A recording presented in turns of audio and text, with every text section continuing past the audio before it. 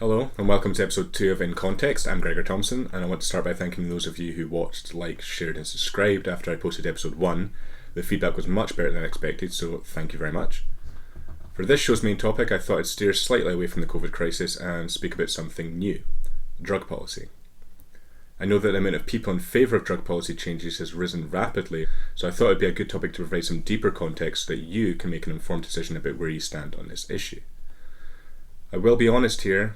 This is my show, which means I don't have to follow any journalistic guidelines to be impartial, balanced, or objective. I can say literally whatever I want, but that's not the point. I don't want you to think of me who will just say anything for the sake of it. I'm telling you this because I will cover both sides of the arguments for this topic and future topics, and I will try to be objective. However, I do have my own opinions on these topics, and if these opinions show, that's fine.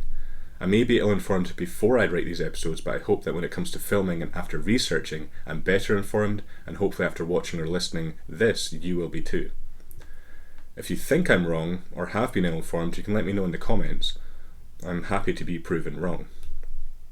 However, the information I provide here will be from trusted sources, and it will be what I believe to be correct. I hope you do trust that what I say has been well thought out and researched. So with that out of the way, let's start. So drug policy. It's a very broad subject, one that will need a lot of time to cover, and luckily I've got a lot of that. So let's start with a policy change that's been called for a long time: safe drug consumption rooms. The first professionally staffed drug consumption room was introduced in the Netherlands in the early 1970s. Now there's more than 100 safe drug consumption rooms operating in 10 countries, including Switzerland, Germany, the Netherlands, Norway, France, Luxembourg, Spain, Denmark, Australia, and Canada. So what are these safe drug consumption rooms? They're legally sanctioned facilities where people can inject their own pre-obtained drugs under medical supervision with sterile injection equipment, a hygienic space to use drugs under medical supervision with emergency care in the event of overdose, counselling services, and referrals to social and healthcare services which can offer a gateway to drug treatment. But are they effective? Well, this study showed they provide conditions, especially for regular clients, that do improve hygiene and reduce exposure to health risks such as infectious disease or overdose, and there's no evidence they increase levels of drug use or risky patterns of consumption. So this all sounds like a no-brainer, but are there any drawbacks? Well, that depends on your viewpoint and your priorities. The main one is money. Most people don't want to fund someone else's drug use, and for good reason. Safe injection sites cost money, and a lot of it, which can be a huge negative factor, especially in poor areas. However, current safe injection sites actually operate at a net positive, with Vancouver's safe injection site actually saving the city an estimated $6 million in medical and emergency costs each year after the cost of the facility. So why haven't they been introduced in Scotland, where we have the most amount of drug-related deaths per capita in Europe? For over 5 years, public health bodies like the NHS have been outlining the horrifying rise of HIV cases and overdose deaths, and have been recommending safe drug consumption rooms to combat this. Since the idea of safe drug consumption rooms in Scotland was first spoken about, campaigners, charities and experts have been calling for a safe drug consumption room in Glasgow. This man, Peter Crykent, a community activist, is even risking arrest to set up a safe injection facility in the back of a van for addicts in Glasgow in a desperate attempt to break the political deadlock around drug consumption rooms. So why has it come to this man setting up an illegal injection facility? Well, frontline workers say that politicians just haven't grasped the severity of the situation. Since then, various party MPs have backed these calls via a letter to the Home Office by the All-Party Parliamentary Group for Drug Policy Reform, which includes MPs from SNP, Lib Dems, Labour and the Conservatives, urging the Home Office to sanction safe drug consumption rooms in Glasgow. That was last year, and the Home Office said there was no plans to open safe drug consumption rooms. More locally here in Scotland, the Scottish Affairs Committee launched an inquiry into the drivers behind drug use in April 2019, which I attended. And I'll be honest, while I was impressed by what was said, there was so much talk of radical change and the like, but realistically I didn't expect much to come from this. It was led by a group of MPs who heard evidence from organisations and individuals on a range of questions, including identifying the unique drivers of drug use in Scotland and the link between poverty and drugs. The committee published its findings in November last year. They went multiple steps further than safe drug consumption rooms. While they did recommend the introduction of these rooms, they also recommended that the UK government adopt a public health approach to drugs and transfer lead responsibility for drug policy from the Home Office to the Department for Health and Social Care. They also recommended that the UK government commit to decriminalising the possession of small amounts of drugs for personal use. And lastly, while they criticise the UK government's handling of this crisis, they also criticise the Scottish government, stating, "The Scottish government is responsible for health delivery and there's undoubtedly more it could do within existing powers to address problem drug use. We believe the Scottish government should improve its response to problem drug use in areas that are already devolved, and funding for drug-related health services in Scotland must be protected." So after all that, why hasn't there been at least the sanctions to introduce safe drug consumption rooms in Glasgow? The simple answer is the UK government and Home Office have refused on multiple occasions to answer calls to open these potentially life-saving clinics. Now, I want to talk specifically about how drug policy affects the people who deal with addiction, as well as those who help those in need of support. Luckily, I filmed a short documentary at university about this very topic a few years ago, which answers that very question. So here is that documentary, High Time for Change. Punishment and imprisonment is one of the worst things our society can do to us, so to warrant such punishment, justification is needed. However, is the use of drugs really a decent justification for imprisonment? I want to delve into the depths of our current drug policies in Scotland to see if they're successful at keeping us safe and creating a drug-free society. To start, I want to gain an insight into the life of a recovering drug addict. These drugs make you blank out, they blur your memory. When I overdosed, obviously, 3 months ago, I think I blanked out for a week. And I actually can't remember a whole week. Do you regret it? Oh, definitely. It's a horrible drug, actually. I've just came off my script of the diazepam because, it's such a cold, horrible drug, and I've kind of, after obviously my wee scare and that, it's kind of woke me up a little bit, I don't know what I was thinking. I must have thought I was invincible or something. Mm. I feel like I definitely felt like I'd been let down by the system, because I remember I went to doctors when I was about 14. I was like, right, there's something not right here, what I'm saying? Like, I shouldn't really be doing this, I'm getting a wee bit, alarm bells were ringing already. So it took 11 years and for me to die, clinically die, and get brought back for me to actually get help. That's how long it took. So it's ridiculous. If I was to speak to someone who was looking for advice around, heroin addiction, I would discuss the reasons why I used those drugs and the freedom that I got, my experience withdrawing and the freedom that I got not using those drugs. I overdosed on Subutex, so it is a heroin substitute. It's kind of like methadone, but obviously it's totally different, but it's the same kind of group, kind of drugs. Was that the time you went to the hospital? I think so. And what happened? I'm not actually sure, as I say, my memory was so blurry, but I can remember just waking up and I was in ICU.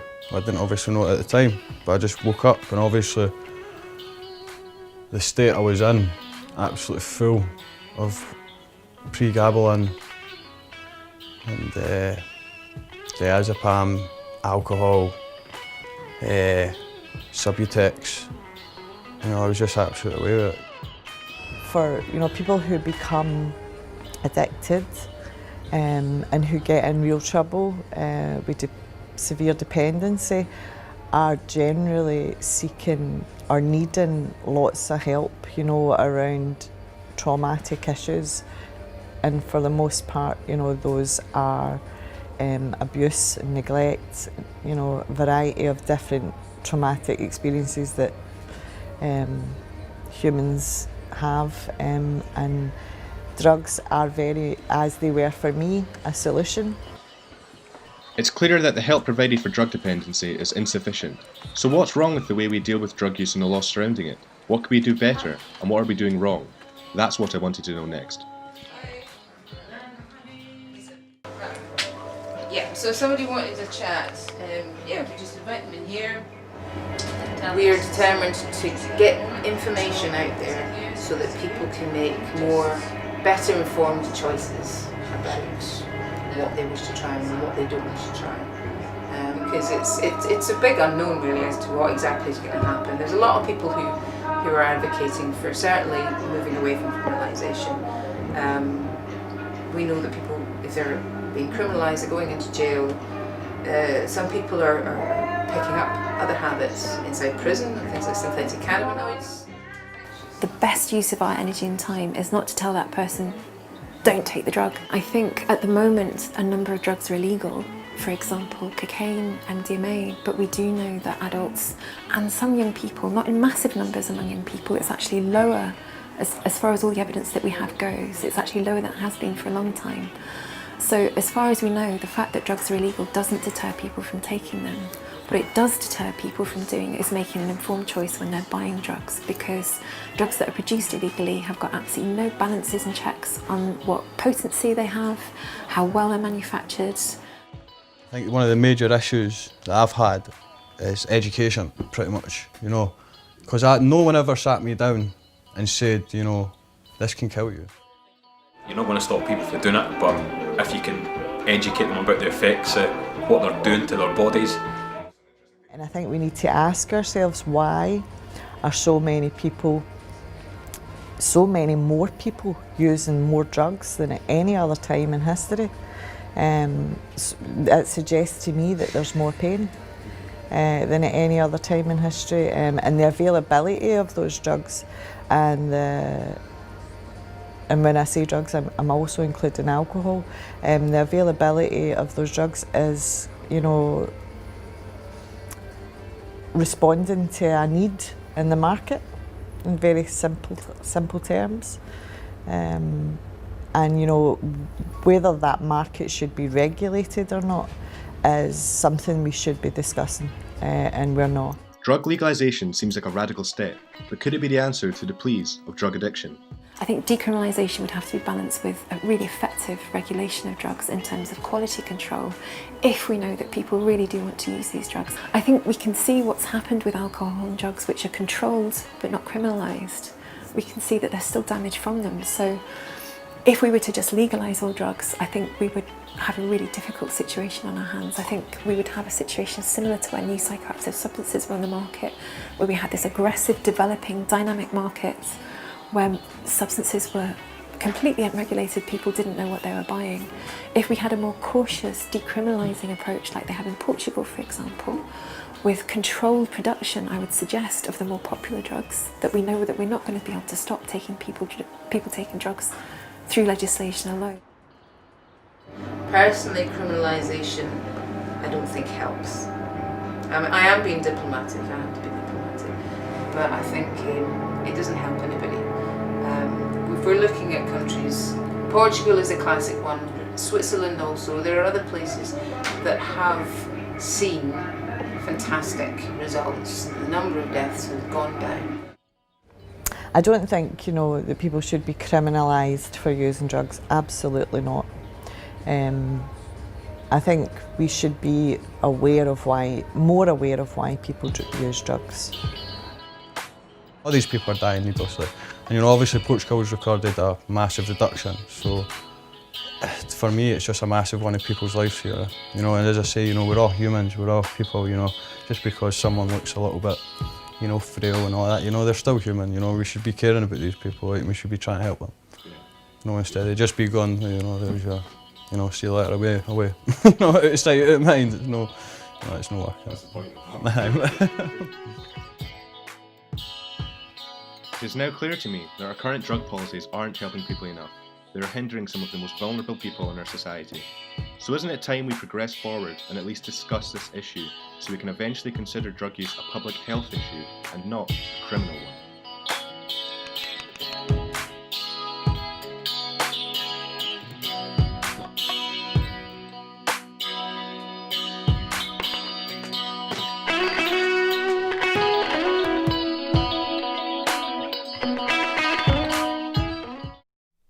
So I want to quickly touch on how the media report on drugs and drug users.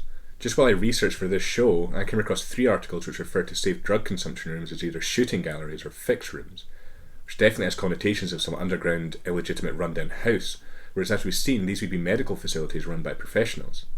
Also, the use of images like these contribute to the idea of unsafe and illegitimate practices, and also conjure up some sort of visceral reaction. I mentioned that the Scottish Affairs Committee recommended a decriminalising of possessions of small amounts of drugs for personal use, so I want to explore the arguments for it and against decriminalising drug use. Arguments for decriminalisation include that fewer people would be imprisoned for possession of drugs, which would ease overcrowding, and possibly save money by not housing so many non-violent offenders. The inherent danger of various drugs is also a significant argument for decriminalisation, or at least the questioning of the legality of other drugs like alcohol or tobacco. In 2009, David Nutt, a neuropsychopharmacologist, was sacked as the government's drug czar for releasing research showing that LSD and ecstasy were less harmful than alcohol. If you trust this scientific research, then it's a considerable point to be made for decriminalising drug use. And another argument for decriminalising is the lives saved. In 2001, Portugal became the first country to decriminalise the possession and consumption of all illicit substances. Since then, it's seen dramatic drops in overdose and HIV deaths, as well as drug-related crime. As for the against arguments, a lot of arguments suppose that drug use is wrong, and by decriminalising it, we're sending a message that it is right. This argument can be quickly rebutted by the many other things that the majority of us agree are wrong, but we're not advocating for criminalising, like breaking a promise or lying.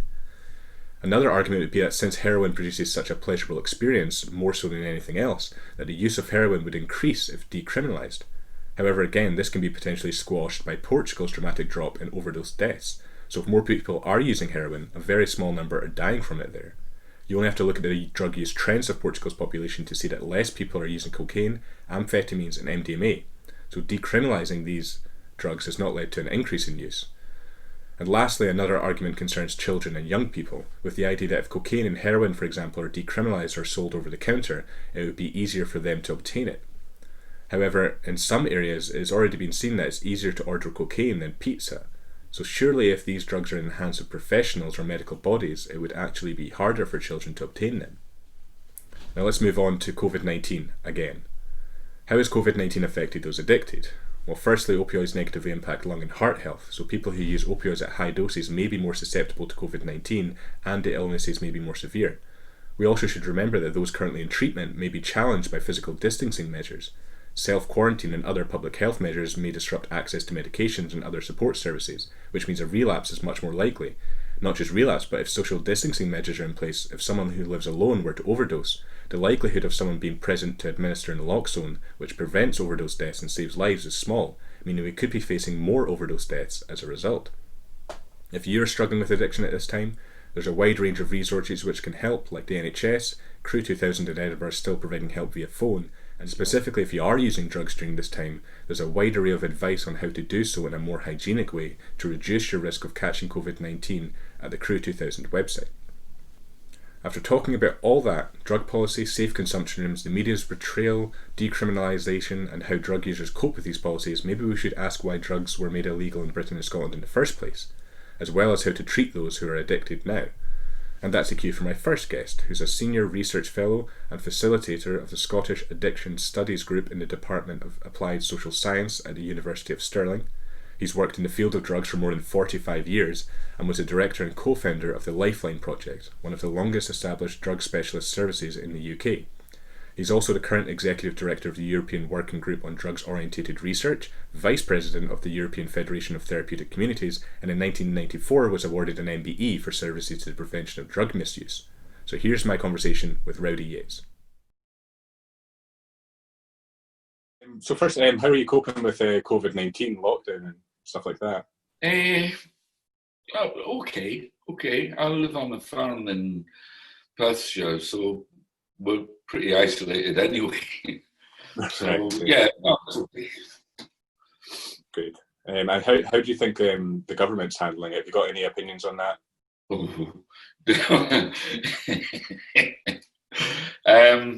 Which government are we talking about?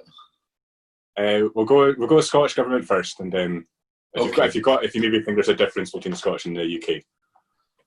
I mean, I think in terms of the Scottish government, I think we've made mistakes, probably following too much the UK government line. I think it's fairly clear that we weren't prepared to track and trace. Whose fault that is, it's not entirely clear to me.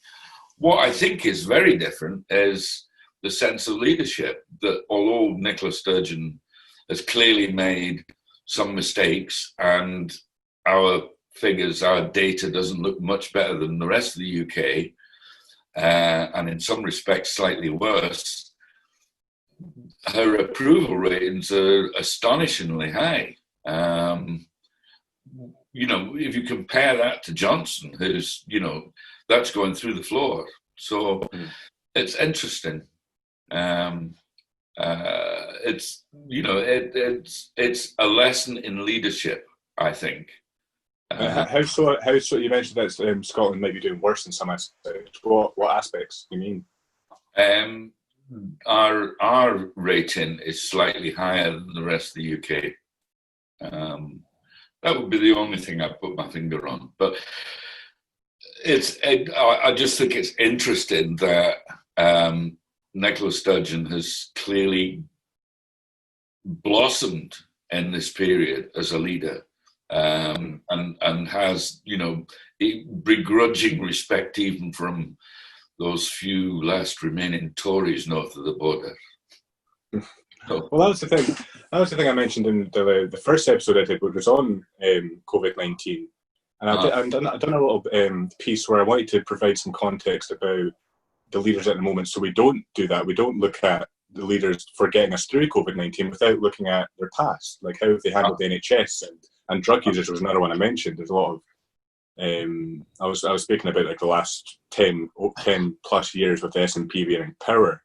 That the drug deaths in Scotland have went right up, and it doesn't seem to be a priority. So I think it's important to look at leaders at the moment with context about what other decisions they've made. Sure. So I wanted to talk about your experience. So what led you to starting the Lifeline project, co-creating it? Okay.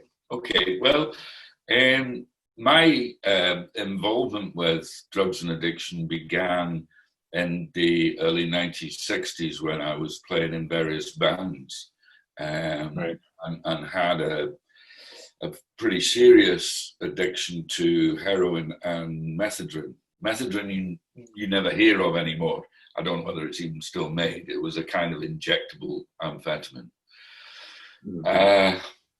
And I suppose that that place has been taken by cocaine, probably.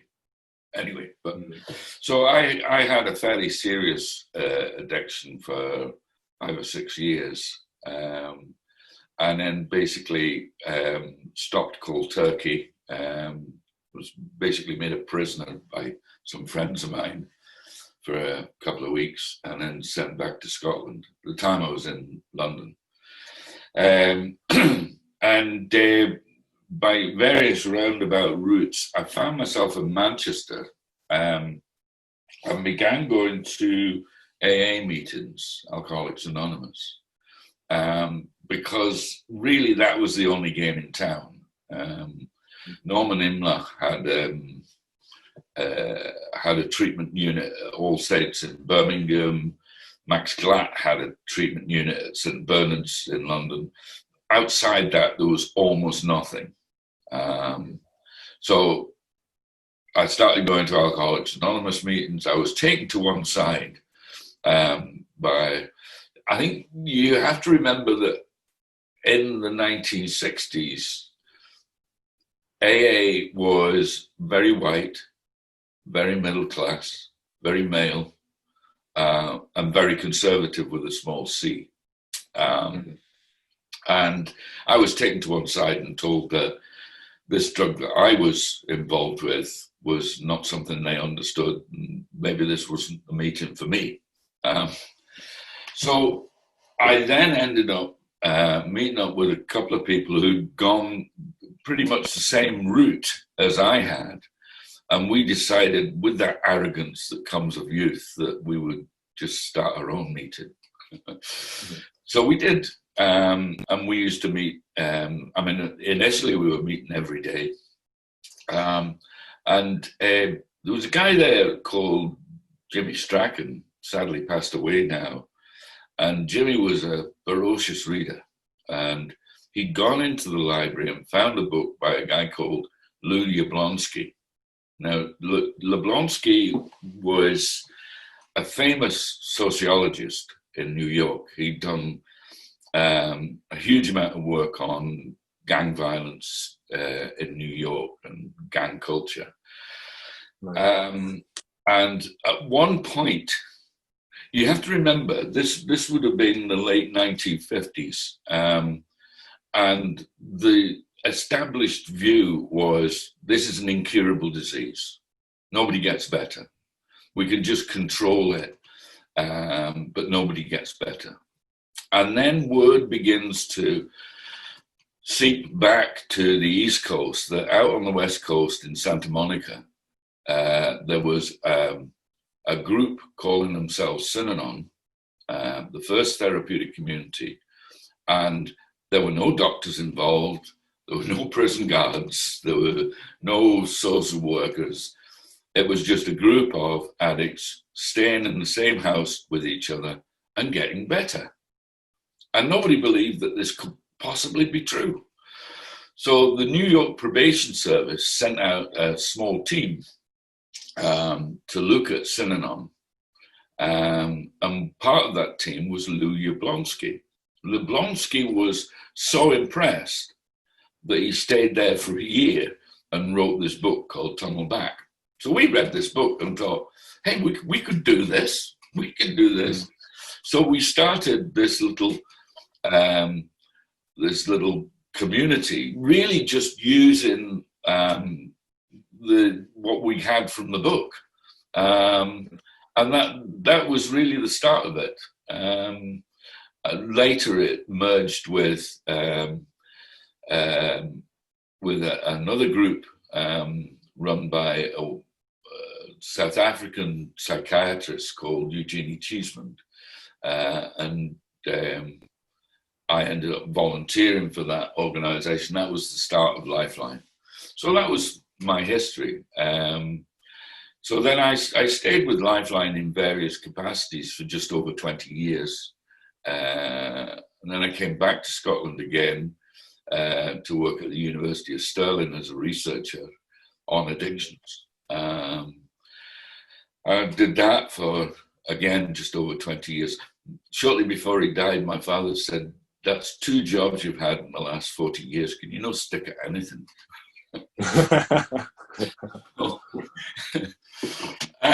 So that's basically my potted history. Yeah. And why do you think it's a worthy cause to look at people who use drugs?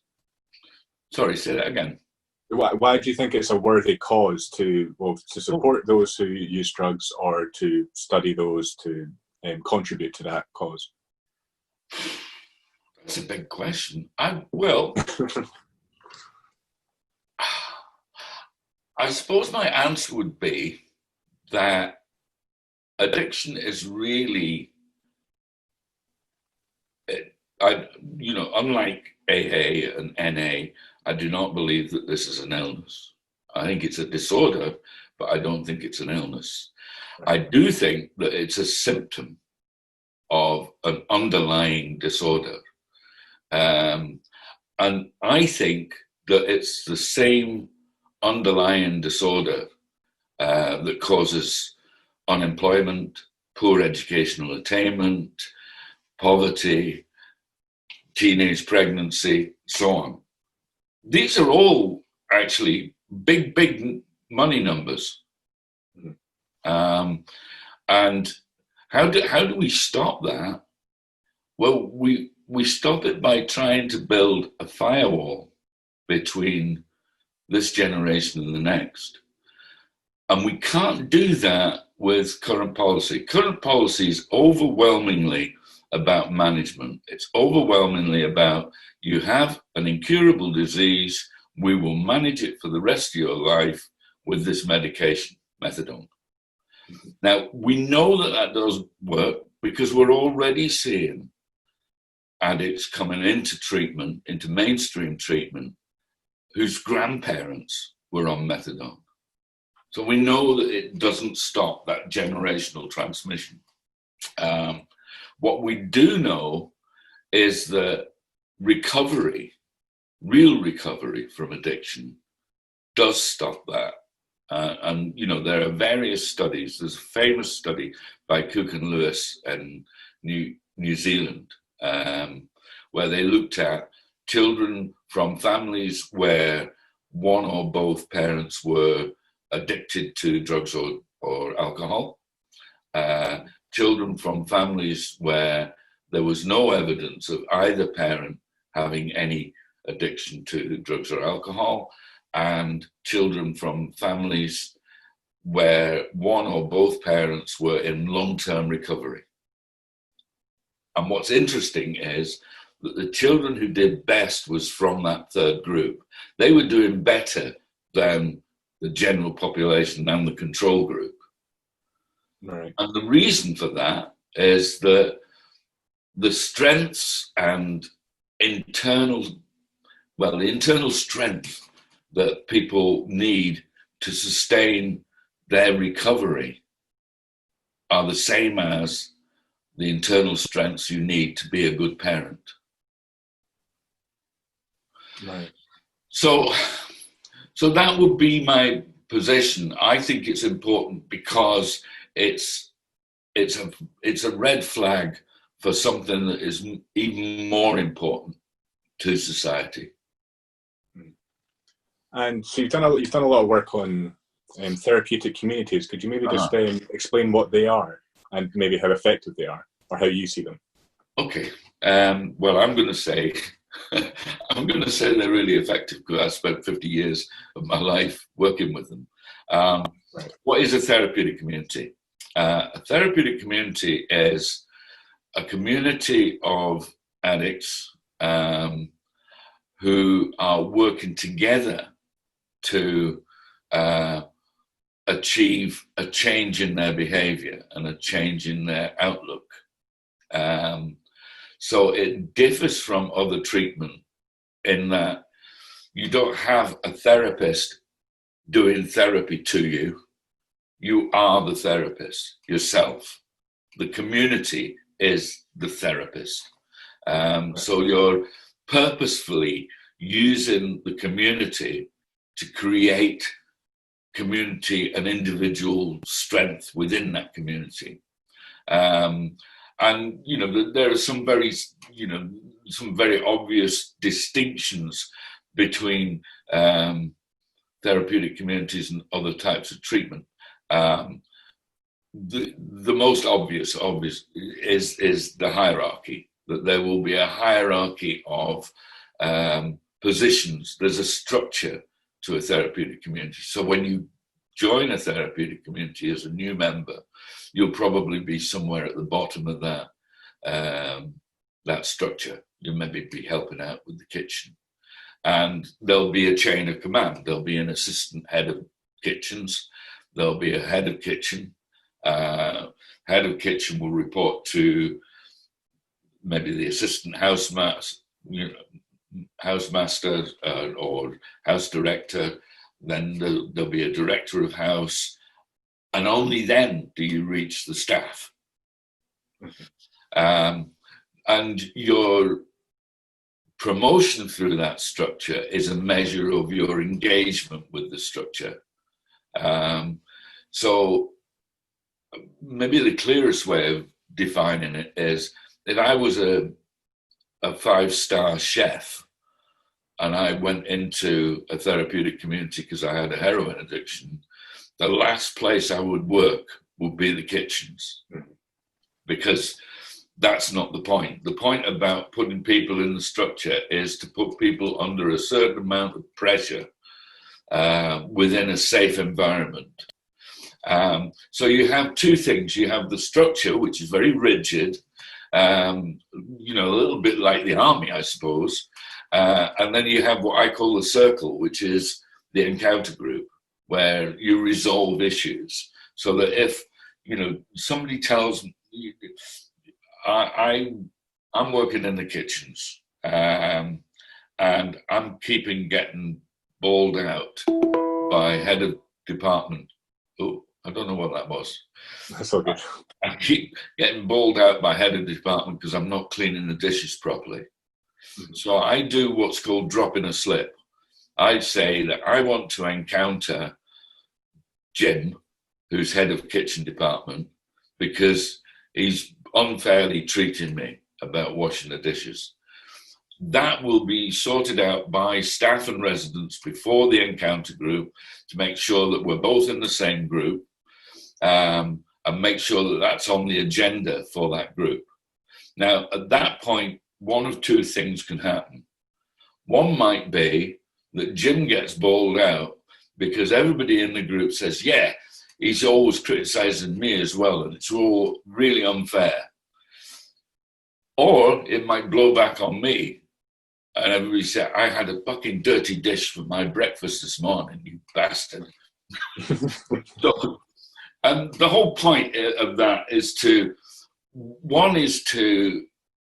for people to begin to learn and internalize the notion that you can't just fire off when it's impulse control, if you like. So that's one thing. You have to wait until the appropriate moment to deal with something. That's one of the lessons you're learning. And the other lesson is that you can resolve these things without violence, without using drugs. So that's effectively how they work. I mean, it's obviously much more complex than that. But yeah, and the results look really good. Tequim in Belgium, very long established therapeutic community, have recently reported graduations at 62%. Now that's 1 year in a therapeutic community and 1 year outside, generally in supportive housing, maintaining contact with the community, but using neither drugs or alcohol. So that's a 2-year program in total. That 62% is frankly amazing. And, we're seeing similar results from other agencies around Europe. I was president of the European Federation of Therapeutic Communities. I'm now honorary vice president, whatever that means. So I do keep, I get the data from various European. We have member agencies in every European country, and we have associate members from the United States, Japan, the Lebanon, Israel, so on. Right. I think we're doing a fairly good job. Unfortunately, we're fairly peripheral. Sorry? We're fairly peripheral. Right. We're not part of the mainstream. I mean, I think the thing sorry, am I going on too much? No, please go on. One of the crucial things that I think you need to know is that mainstream treatment, and by that we generally mean psychiatric treatment. Addiction is, for the last 100 years, has been located within psychiatry, effectively. And mainstream treatment is generally very, very skeptical about recovery. So it tends to go in cycles. You will get a cycle of mainstream treatment managing and controlling addiction, but not seeking recovery. And you reach a point where people get so irritated by that, and that will be people in treatment or their relatives, that they say, we need something else. When's our treatment going to start? And that's what happened in the 1930s with Alcoholics Anonymous. It happened again in the late 1960s and early 1970s with therapeutic communities, because at that time, the government's only response in the UK was to prescribe Viceptone, which was the injectable form of methadone. And people started to say, well, when do I get better? Mm-hmm. I suppose we're now into another period like that where, from about the middle 1980s with the AIDS epidemic to about 10 years ago, we had a period when methadone maintenance was really the only kid on the block.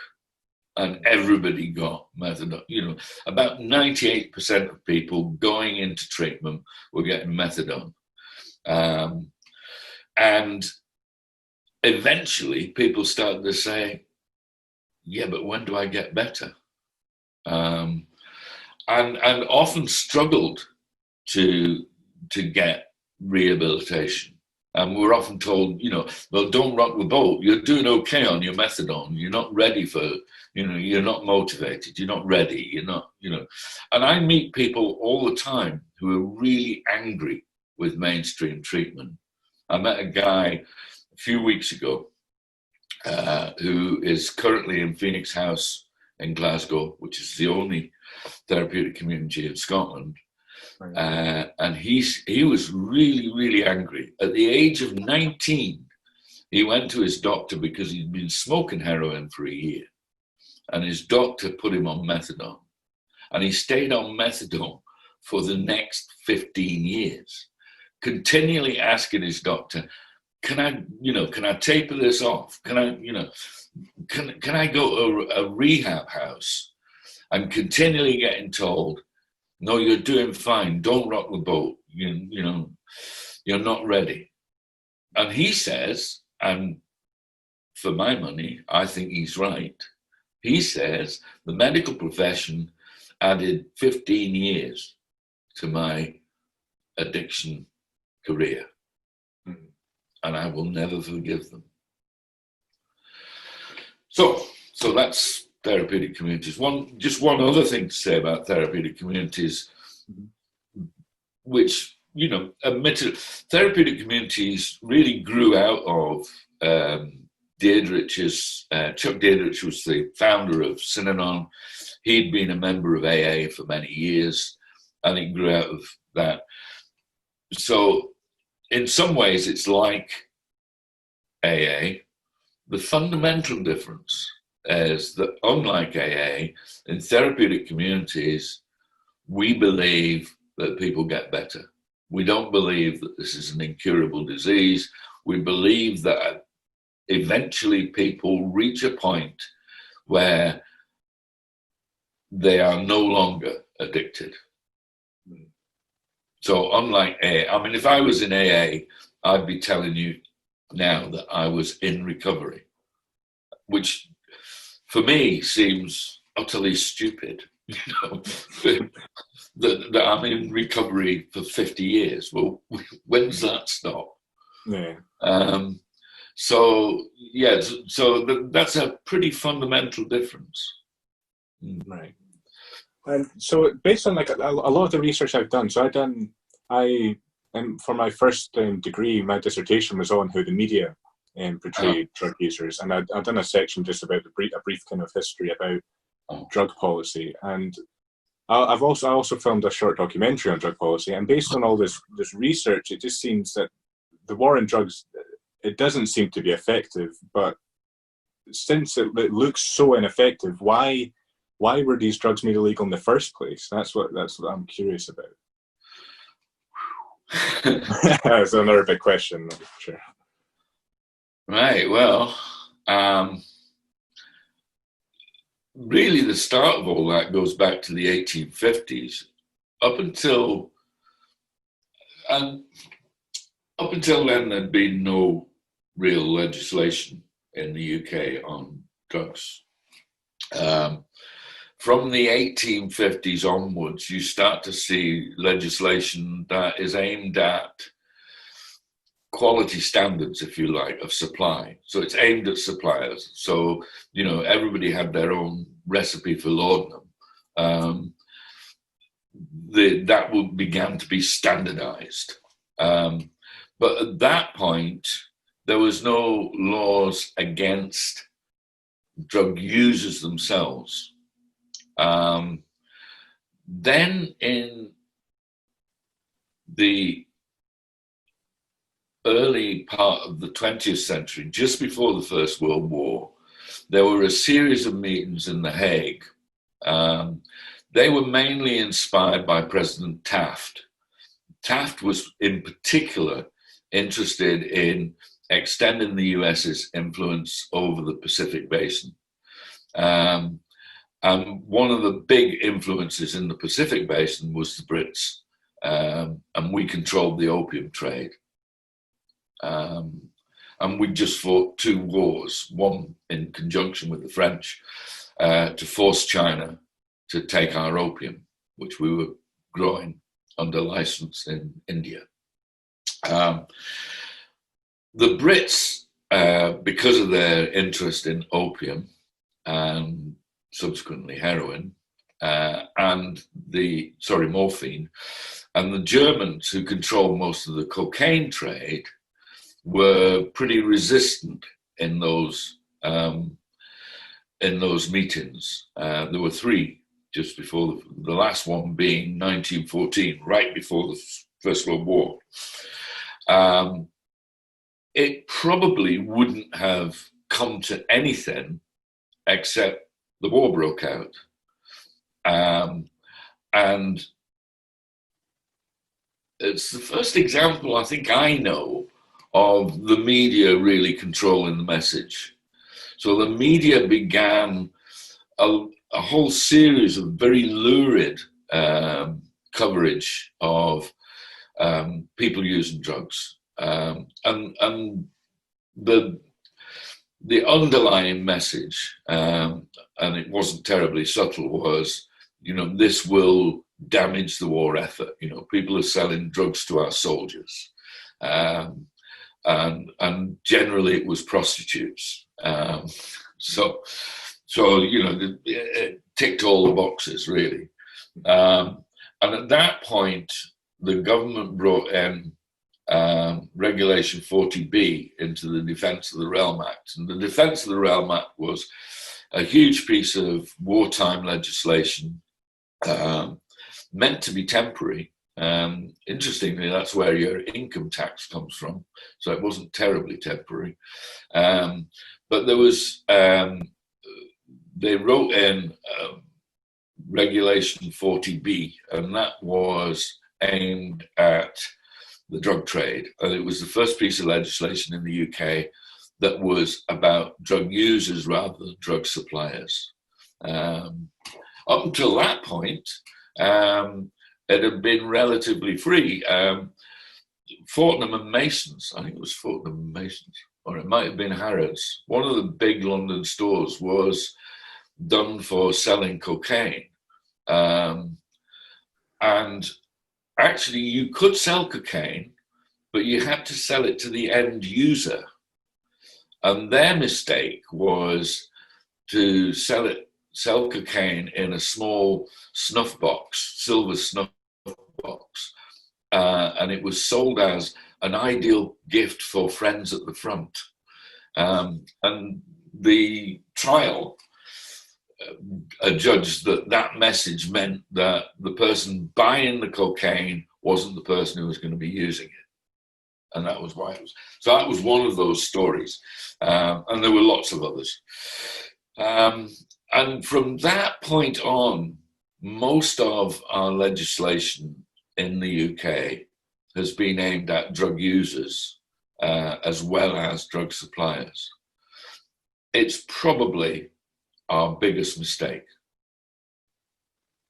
And so if we fast forward to now, if anything, what do you think needs to change with drug policy? Do you think it needs to be a more lenient approach, maybe leaning towards decriminalisation? Or maybe are we not being harsh enough? Do you think there maybe needs to be stronger punishments? Okay. I suppose my view would be one of decriminalisation. I'm not terribly interested in campaigning for things that are never going to happen. So you won't find me beating the drum for legalising heroin. Right. And actually, I think that legalising some drugs would probably cause much greater damage. Taking heroin as an example, if we legalised heroin, there is no government in the world that's going to legalise heroin without certain restrictions. Even if it was only that you could only get it when you were 18 or over, there would be restrictions to it. and there would probably be a cost. Now, what that means is that probably the black market in heroin would not go away. Mm-hmm. So you would have two markets operating in parallel. And interestingly, we actually know what that would look like because it's happened before. So in 1965, when the Brain Committee reported on heroin addiction in the UK, they recommended that doctors lose the right to prescribe for addiction, and that be vested in specialist drug addiction clinics. Mm-hmm. The government didn't act on that for 3 years. So, but doctors did, because most GPs didn't want heroin addicts on their caseload anyway. So as soon as the Brain Committee made that recommendation, the doctors took it as the opportunity to dispense with these clients, these patients that they didn't want. That meant there was a bunch of people who had been getting prescriptions from their GP for heroin who were now rattling around looking for something else and found it in Gerrard Street in London, where the Chinese community had for years been smoking Chinese number 3. And then two things happened. One was that a lot of people who had been using British pharmaceutical heroin found that they quite liked the zing of dirty street heroin. And the other was that if you were, like me, still getting a prescription, if you were one of the lucky ones, you could sell your British pharmaceutical heroin and buy a wheelbarrow full of street heroin. And what that meant was recruitment into heroin accelerated dramatically, because we would be selling British pharmaceutical heroin to people who wanted to use it at the weekend and try out and see what all the fuss was. So that recruitment accelerated, and consumption also accelerated. I went from 1 gram a day to 2 grams a day just because I could. Yeah. So that's not going to work, in my view. But we come to, there are things that we could do. Firstly, we ought to review the Misuse of Drugs Act. It's 1971 it went on the statute book. It's never been reviewed. I can't think of any single law in the UK that has been on the statute books for so long without a thorough review. In fact, it's just been added to. It still contains elements from... there are bits in the Misuse of Drugs Act about opium houses, because that was taken from the 1926 Dangerous Drugs Act. This is a nonsense. This needs to be reviewed. And, the whole point of any law is to protect the rest of us and support those of us who are breaking that law. And you can't do that by just sticking something on the statute book and leaving it there. For my money, we should take away imprisonment for possession. We should have clearer guidelines on what possession means. At the moment, very few people go to prison in the UK for possession. Some do. It's a bit of a postcode lottery. If you're in a remote rural area, you're probably more likely to get a prison sentence for possession than you would if you were in an urban situation, for instance. It would be relatively easy to do. We would need clear guidance on what possession meant. At the moment, we have the Misuse of Drugs Act, which effectively and rather brutally splits people into suppliers or possessors. And there's no clear guidelines. And you can't be one, you have to be one or the other. In practice, that's a very, very blurred boundary.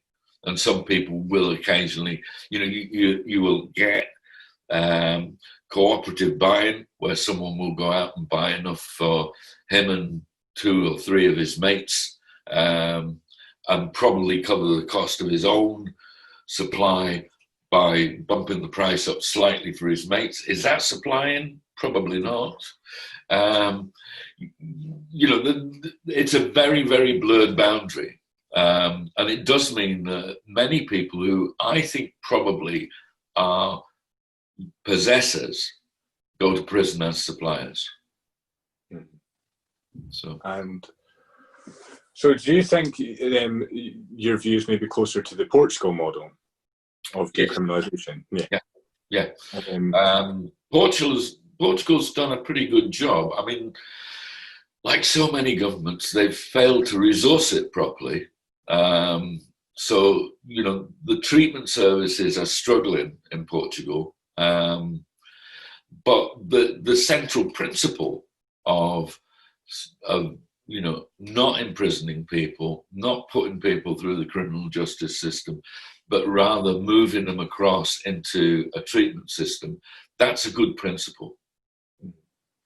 And so, I don't know if you caught the inquiry the Scottish Affairs Committee launched. Well, they published a report. They published a report in November. Yeah, I submitted evidence to that. Oh, really? Yeah, they ignored it. Right. I was going to say, what did you think about the report they published? Well, I think that they spent far too much time talking about consumption rooms. I mean, I'm sorry, but if you've got a consumption room in the centre of Glasgow, and I'm out in Anna's Land and I've just scored, am I seriously going to get on a bus and go all the way into the city centre in order to use? Come on. Well, what about the people that are maybe at least central or at least close to where this consumption room would be? Maybe it's a good first step. One of the central arguments for the drug consumption room was, we've got all these people who are not coming into services, and this is a way of getting them to come into services. This is a foothold. Okay. If that's the argument, why has Glasgow got no outreach workers at all? Surely that would be the first thing you would do. You've got people who are not coming into services, you get the services to go out to them. You don't do it by hanging carrots outside the door. So, I mean, I'm not against drug consumption rooms. The evidence for them is pretty good, but it's evidence for a very, very small group. I would rather see us increase our ability to send our workforce out into the community,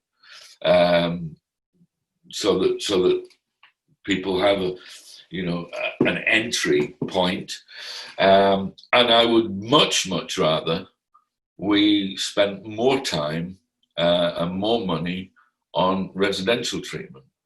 We absolutely know that residential treatment works, but we're not really funding it. Glasgow funds 14 beds. The whole of Greater Glasgow. That's a nonsense. One of the problems residential rehabilitation has 2 problems, and I'm thinking of all residential rehabilitation, but obviously my interest is in therapeutic communities. We have 2 major problems. One is that it's regarded as very expensive.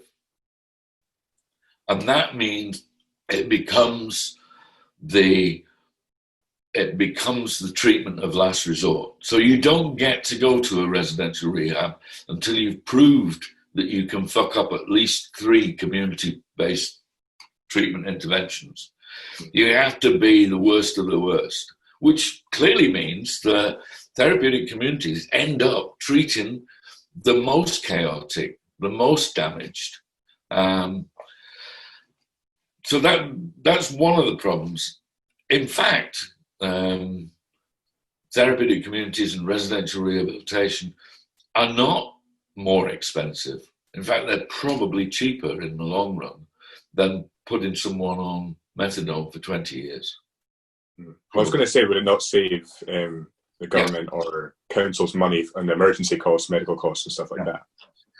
So that's the basic problem. I did a piece of work with James Pitts, the director of Odyssey House in Sydney, Australia, and he got a survey of 13 Australian and New Zealand therapeutic communities, and what they'd done was ask people about their use of state resources, if you like, in the month before they came into treatment. So they looked at, how many times did you go and see a doctor? How many times were you in A&E? How many times were you lifted by the police? How many times did you go to court? Who was funding your housing and so on. And what we found was, if you took that cost, we costed all of that for that month, and then looked at the cost of a month in treatment in a residential therapeutic community, it was a 60th of the cost. So the truth is, don't shorten programs, because we know the shorter you make the program, the less useful they are. Let's make them 5 years long, because we're saving money every day just by having someone in the treatment service, because their criminal justice costs disappear almost totally. Their health costs disappear or virtually disappear. It's a win-win situation. So it's not expensive, but the fact that we think it's expensive and it's viewed as an expensive option by treatment providers and commissioners means that we don't have very many. And that means that they will inevitably serve a much bigger catchment area. And that means that since community care in the 80s devolved that decision and that budget down to local authority areas, people in local authorities are not interested in buying a service outside their area. Mm-hmm. So the solution clearly would be to treat residential rehabilitation as a national resource. So it would be and this was the suggestion I made to Pete Wishart's commission inquiry, that we treat it as a national resource, that the Scottish Government decides, well, we'll need 3 therapeutic communities and 2 12-step AA-style rehabs and 3 pastoral kind of farm-based, agricultural-based, that's what we need, and who can deliver that for us? Let's commission that and pay for it with a top slice, like we do with the police, So that's just paid for already. So that if I'm in Kirkwall in Orkney and I decide I want to go to a therapeutic community, and it's considered to be an appropriate treatment for me, then we just send me. There's, we don't have to go through a whole process of me proving that I'm motivated and, jumping through various hoops and messing up in various community programs. And then, you have to go to various high hegians in social work who approve or do not approve, and there's no budget for it, blah, blah, blah, blah, blah. I just go. So that kind of covers the next question I was going to ask is what treatment do you think is the most effective? So would you say that is how your view? Different people need different treatments. That's clear. it's really about dosage. For some people, going to an NA meeting once a week and maybe doing some, going to a recovery cafe once a week, that's enough. That's a big enough dose. Other people will need a much bigger dose, a more immersive treatment, and that's where residential rehabilitation comes in. The good news is that you can't overdose on a therapeutic community. So even if you would have got better with a smaller dose, you still get better with a bigger dose. So, as I say, different people will need a different sort of dose. What is clear, in my view, is that whilst there is a central truth that the longer you are in treatment, the more likely you are to recover. The better engaged you are with treatment, the more likely you are to recover. That is true in almost every circumstance except long-term prescribing of methadone, where it's absolutely clear that the longer you are receiving a methadone prescription, the less likely you are to recover from addiction.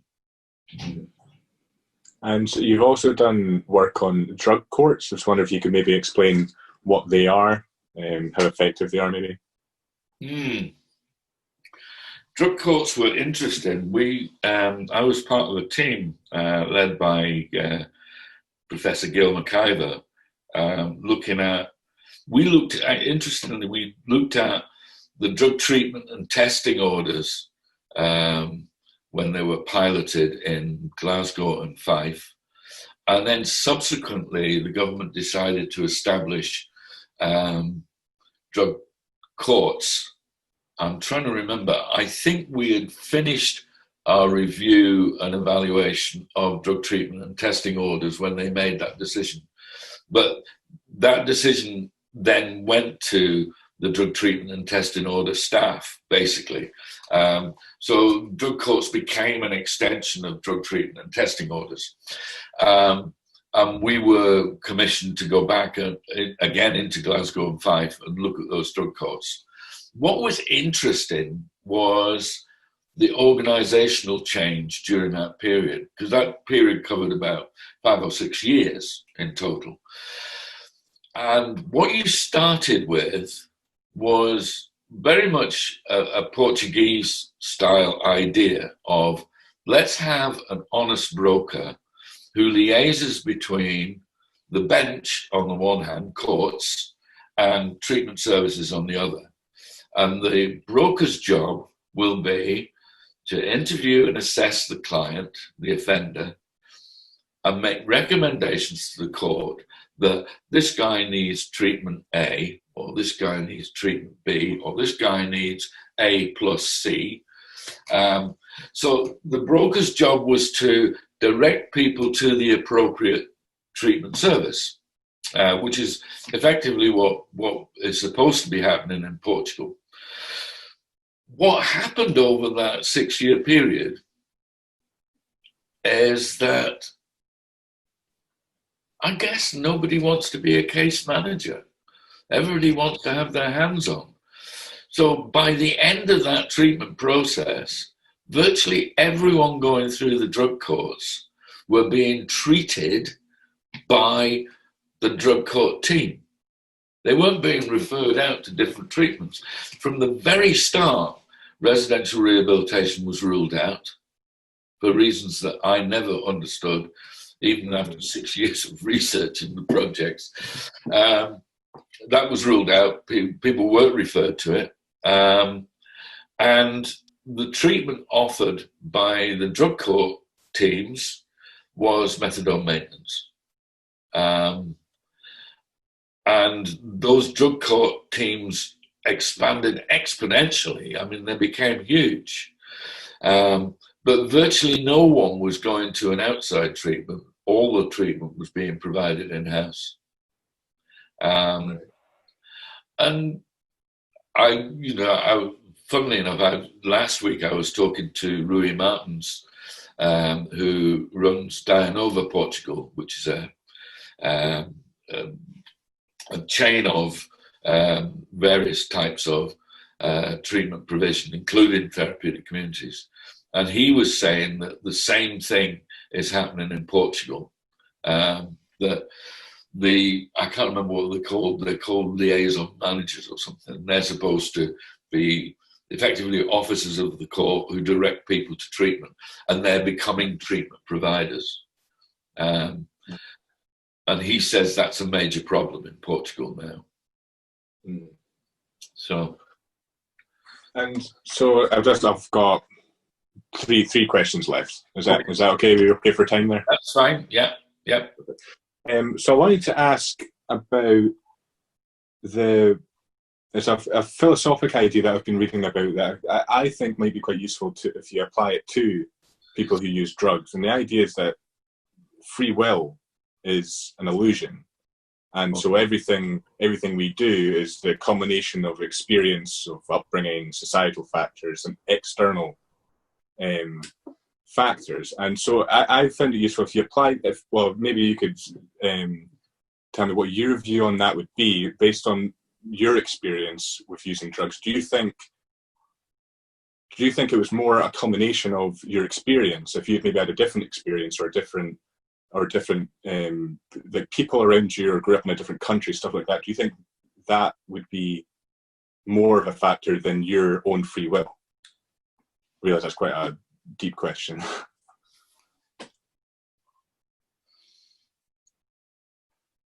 I'm not sure if this answers your question. Go on. I think that there's a saying in therapeutic communities, you don't get to keep it unless you give it away. And what that means is everybody wants to be the hero that jumps in the river and saves the puppy, right? So if you are actively working to help other people with their addiction, that makes you feel better about yourself. And that means that your recovery becomes more sustained. And I think that for many years, my recovery was probably sustained by my activities working in the recovery industry. I think it comes back to that point that I was making earlier about whether you believe that people become recovered or whether you believe that people are in recovery for the rest of their lives. I do a talk for residents, which they always call it my 3-jar talk in Phoenix House. And they keep 3 jars in the kitchen empty for me to do this for residents. And what I'm saying is, if you accept Zimberg's notion that addiction is a complex interaction of 3 factors. Firstly, there's the physical factor, the biological, genetic predispositions. Secondly, there's the external factor. What's your external landscape look like? It's no surprise that heroin really flourishes in areas of multiple deprivation. And thirdly, that's your external landscape. Thirdly, there's the internal landscape, how you feel about yourself, what you think people think about you, what you believe you could do with your life. Now, if that's the case, nobody comes with 3 empty jars into a therapeutic community. Our job in a therapeutic community is to increase people's capital in each of those 3 areas, to improve people's resilience in those 3 areas. And if we can do that, then people will eventually reach a point where they don't need to help other people in order to fill those jars, but they will probably continue to do that anyway. And that's a definition of being recovered, and it's also a definition of being a good citizen. Sorry, is that a bit obscure, that? No, that's a good answer. So the last few questions I just wanted to ask, what advice would you give to someone who's maybe watching or listening to this who is struggling with addiction? My advice would be to try and get into a therapeutic community. My advice, I guess, would be stop thinking about it as drugs. It's not about the drugs, it's about you. I have my differences with AA, but one of the things that I really like is that AA saying you only have to change one thing, and that's everything.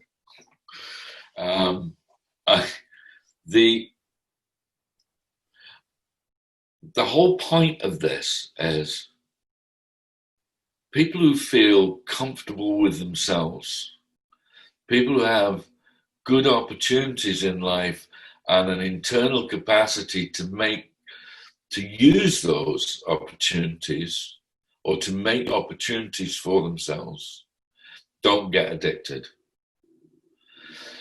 So it's not about the drugs. Drugs are simply a symptom.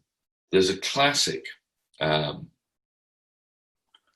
quotation, it's my favorite quotation, from Chuck Deirdrich, the guy who started Synanon. And Abraham Maslow came, actually Carl Rogers came and visited Synanon and was so impressed with what they called the game, which Carl Rogers renamed it and called it encounter groups and made a fortune by selling books about how to run encounter groups. Abraham Maslow came to Synanon. If you ever wondered where he got his hierarchy of need, it was from the hierarchy in Synanon. And in conversation with Deirdrich, Maslow said that he was really impressed that this was the best drug treatment service he'd ever visited. And Deirdrich bridled up and said, Synanon is not drug treatment. Synanon is a school where people learn to live right, and stopping shooting dope is a side effect. And that, for me, says everything you need to know about your own personal addiction and about what drug treatment ought to be about. It's not about medicine. It's about learning. It's about learning how to behave yourself and be a positive citizen. And so what advice would you give someone who wants to help those addicted or support them? Ooh, that I don't think I can answer, because it very much depends on their relationship with that person, where that person's at that particular point in time. What I would say is, if you have a relative or friend whose drug use is out of control or whose alcohol use is out of control, it's worth remembering that there is almost nobody who doesn't want to get back control. There's almost nobody who doesn't want to get better. So that's your entry point, because whoever it is, they will have woken up every now and again in the morning and thought, this is no good. They will probably have tried to gain control over it themselves long before they ever got in touch with treatment services. Nobody wakes up in the morning and thinks, this is a lovely sunny morning, I think I'll go to a drug treatment service and get some counselling. Nobody thinks that. Mm-hmm. So people will try and do it themselves when they feel it's out of control. Mm-hmm. And those are the experiences that you can build on. If you can get people to talk about when did you try and stop and what happened? How could we, if you tried to stop again, how could we make that better? Years and years ago, I used to run groups in prisons, and we used to do psychodrama, but we did it backwards. So we would get someone to relate, think about a time when you started using, having stopped for however long. Now, let's walk back. What was happening 5 minutes before you stuck that needle in your arm? What was happening 10 minutes before? What was happening? Blah, blah. So we get it back. So we do that whole story backwards, and then we'd run the psychodrama. We called it freeze frame, because what all the other prisoners were able to shout freeze frame at various points in this psychodrama, and everybody had to stop, in mid-movement, and whoever had shouted freeze frame could say, at that point you could have done this. Mm-hmm. This is something different you could have done. That was never evaluated, but I do think I spoke to someone years later who said, I was in one of your freeze frame groups that taught me so much. So I just, at the time, I just knew people kind of enjoyed it. It was funny. But I do think, if you have a relative or friend who is struggling with addiction, they will have tried to stop themselves at some point. And that's the basic building block that you can start to look at. And lastly, how do you view the future with regards to drug policy? Are you optimistic? Are you pessimistic? At the moment, I am very pessimistic. The pandemic has been a huge blow to therapeutic communities. These therapeutic communities, a therapeutic community is the first place ever in my life I saw two men hugging each other. There's a lot of physical contact in the therapeutic community that has had to be withdrawn, and it's not clear yet what that means for the effectiveness of therapeutic communities at this point. I do think we'll probably have more pandemics in the coming years, so we'll probably need to alter our practice quite dramatically. So that's the first thing. The second thing is, I suspect that this government will use the expenditure on the pandemic to usher in another generation of austerity. And we're always on the forefront of that. You have cuddly charities and scum charities. We're a scum charity. You couldn't put a little statuette of a junkie outside Sainsbury's with a slot on the top. For people will not donate to that kind of charity. So we're low-hanging fruit in terms of cutting resources. And in Scotland, we've already had dramatic cuts in services. And the Black Report recently for the whole of the UK suggested that overall residential treatment had a 40% cut in the last 10 years. That's huge. And also, so if for people who are interested in your work, where's the best place to keep up to date with things you're up to, or just to read some of your work? God, I have no idea. Well, I found a lot of your work just Googling your name, so maybe that would be enough. Yeah. What I would say is I'm in the process now of writing to various editors. Over the last 30 years, I've written quite a lot of articles in journals, most of them about drug policy and therapeutic communities. And I'm trying to pull those articles together into a book. So I'm at the moment, I'm at the stage of asking editors, can I reproduce my own work? Because the copyright obviously goes to the journal rather than to me. So if I get that permission, there'll be a book out. So there you go. Well, thank you very much for your time. That was a great conversation. Thanks, Gregor. It was good. My next guest is a recovering heroin addict who's been using methadone for the past 18 years. He has a master's degree from the London School of Economics and started a podcast about drug policy and users in which the correspondents are drug users. He's won multiple awards for journalism and broadcasting from such names as the Jack Webster Foundation, the Canadian Association of Journalists, and the New York International Radio Festival for material aired on CBC Radio. So here's my conversation with Garth Mullins. Can you hear me? Yes, I can now. Nice. Hey, how's it going? Not bad. How's yourself? Not so bad. That's good. How's life at the moment there? Imagine it must be 12 o'clock there, right? Yeah, that's right. That's right. Well, I don't know. I've been inside the house for most of the last 70 days, so I have no fucking idea what the rest of the world is doing. So what's the rules like in Canada? What are the restrictions? It's social distancing and most of the shops and businesses and universities and governments and stuff are all closed.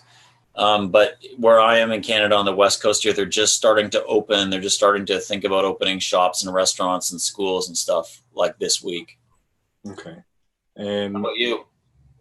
It's pretty much the same. I mean, I think we've maybe got another week or so until the restrictions start to ease. I think they'll start off with kind of outdoor work, and you'll be allowed to meet one person from another household as long as you're still social distancing. So it's pretty much the same. How are you? Sorry? Where are you? I'm in Edinburgh. Right. In Scotland. How are you coping with it? Have you got anything you're doing now to help you cope with it? I built a pedal board for my guitar, Right. All the effects and shit. Like I've always thought about doing that. And so I did that. We're just making the podcast and I'm, able to work from home. So that's all right. So are you just making the podcast remotely, I'm guessing then? Yeah. So that's weird. It means talking to people on the phone instead of going to where they are. So it makes for probably a more sterile sounding podcast, but what can you do? Do you know how COVID's maybe affecting drug users there? Yeah, I mean it's rough, right? Like there's certain drugs that are harder to get here now because the borders are sealed. The supply lines have changed, and so there's more contaminants creeping into the drug supply. I think in some parts of the market, the prices have gone up. So yeah, it's changing how people are able to access drugs. Also, just the shutdown of the whole national economy, I think, has changed how people are getting money for drugs. Like, there's less work, there's less informal work, and so that has a direct and a sort of indirect effects on how people get money. So I think it's really hard right now. I think a lot of people are dope sick. A lot of people are rattling right now, I think. Right. I wanted to ask you, so you are would it be a recovering addict, or would you say recovered addict? Oh, I mean, I'm wired right now. Like if I didn't take methadone this morning, I would be throwing up this afternoon. Right, So okay. I've taken opioids all of my adult life. Heroin and Dilaudid and all of that, and methadone. And so I don't know what you call that, but I'm still going to be dope sick if I don't take it. It's just what I take right now is legal and not illegal. So, yeah, it seems like if I said I was recovered, I'd be like bringing down the Eye of Sauron on me or jinxing myself. So I don't do that. But yeah, I mean, things are not as shitty right now in my life as they have been at some times. So, right. Well, that's a silver linings way of putting it in. Yeah. So, what do you have any ideas of what led you to addiction? Yeah, I mean, there were some shitty things that happened to me when I was a kid. I was around sort of uh, people, some people who shouldn't be around kids were around me when I was really young. But I don't know whether that's the cause. Like I just felt like alienated and an outsider especially when I was young.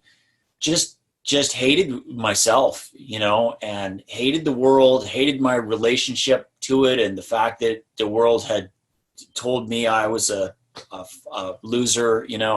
And then when I did heroin for the first time, just switched all of that off. All of that howling alienation and the shit that I hated about myself, it just all stopped. So some people do drugs to get really fucked up. I just did drugs to just feel like, this is all right. This must be what everybody else is feeling like. So, I mean, I don't know exactly why or what, and I don't have like a really good story or narrative set up for that, but that was my experience of it. And once you find a way to turn off that howling alienation, once you find that switch, you're just going to reach for that, Mm. And so now you're a writer, a broadcaster, podcaster, a singer. What would you say? What would you say is an activist as well? So what would you say is the most important of those things that you do?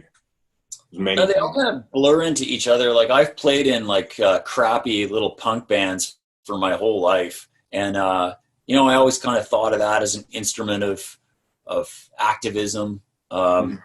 I always thought of the guitar as an instrument of propaganda. I'm more recently learning it's a musical instrument as well and trying to do better there. In quarantine, I'm learning the pentatonic scales and all that.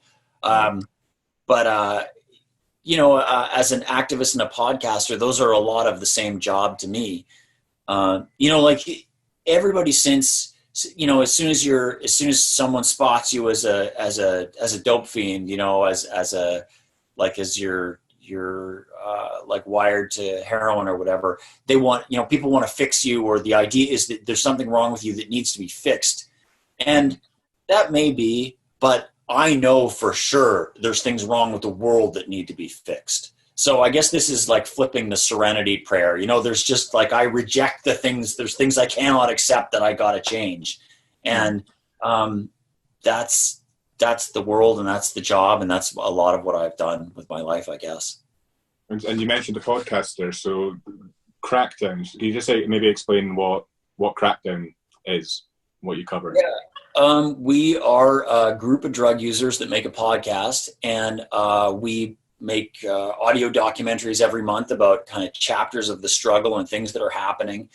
And we've all been in the trenches for a long time as drug users, but also as activists.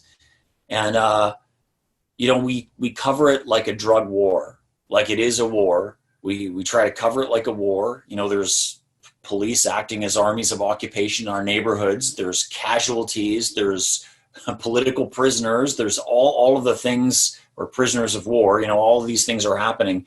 So we try to cover it like that. So it doesn't feel like a force of nature or something that just happens by accident or that's the individual's fault. This is a set of policies. This is an intentional thing like a war. And so we're the war correspondents. That's how we cover it.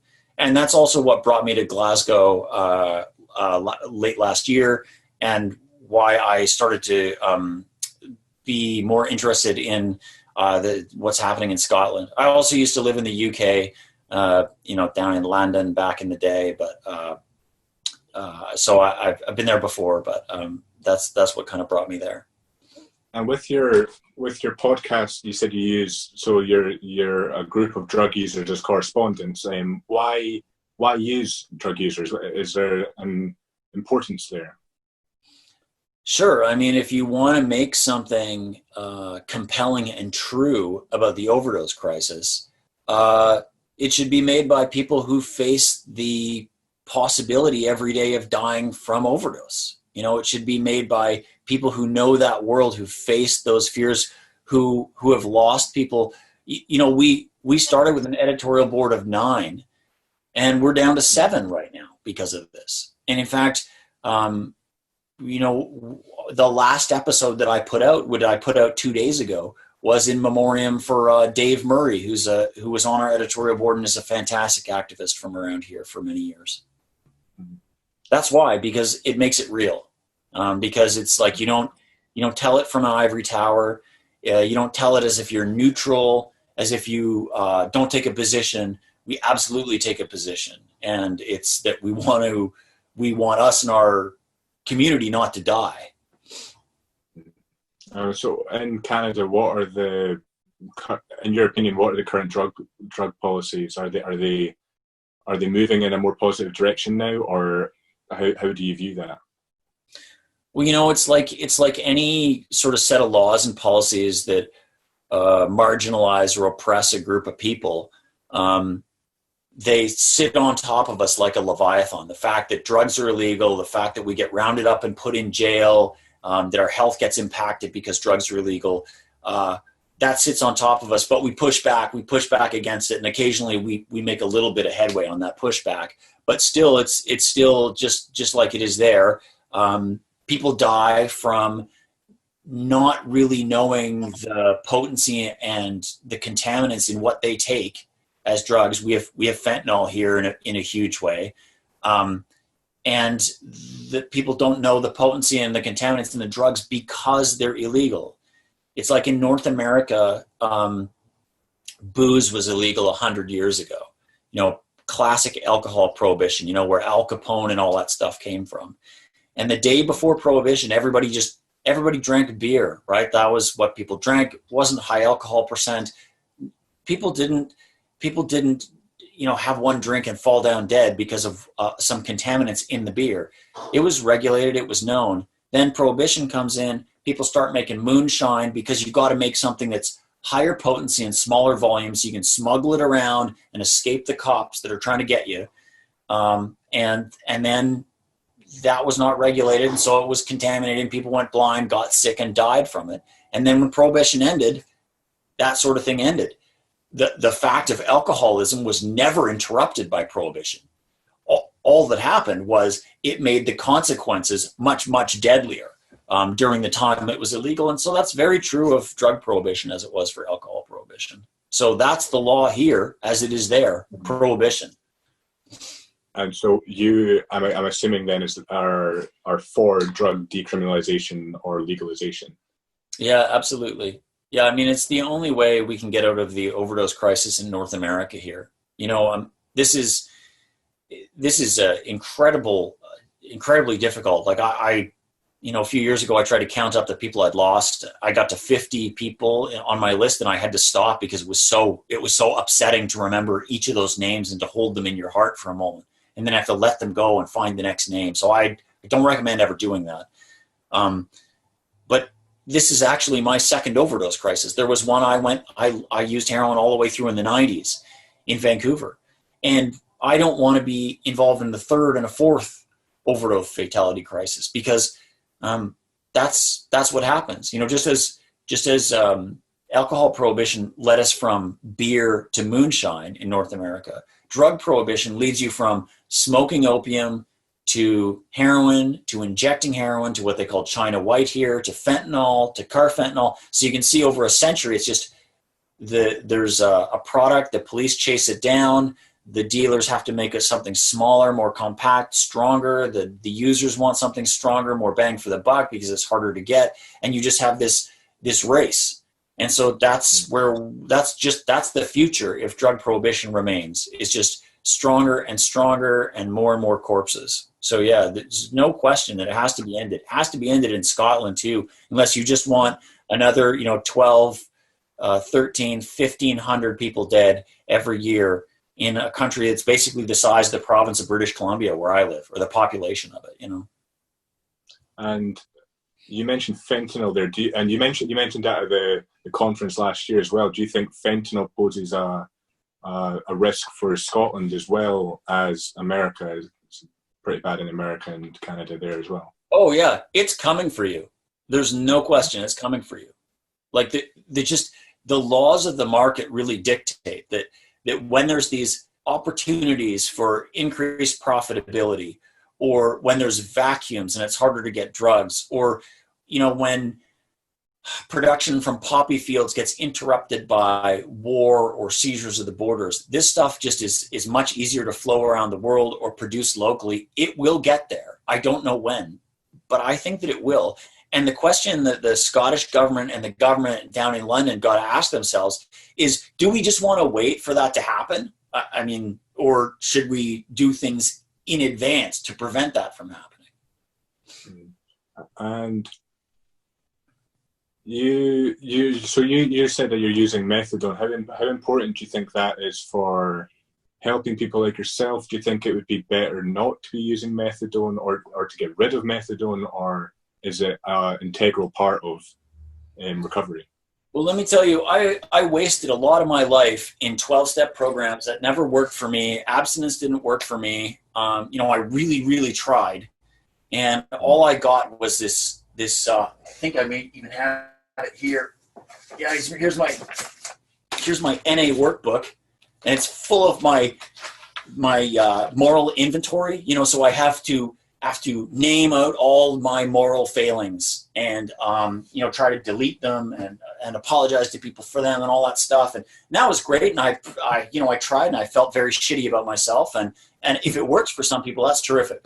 For me, it never worked. Eventually, methadone was the thing that hit. But even methadone took a while to work for me.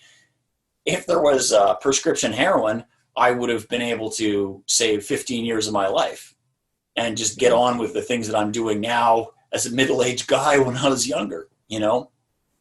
So I think there's definitely a place for methadone. And I know when I was in Scotland, people told me, oh, it's terrible to be parked on methadone for 25 years or whatever. Well, I've been on methadone for, I guess, 18 years.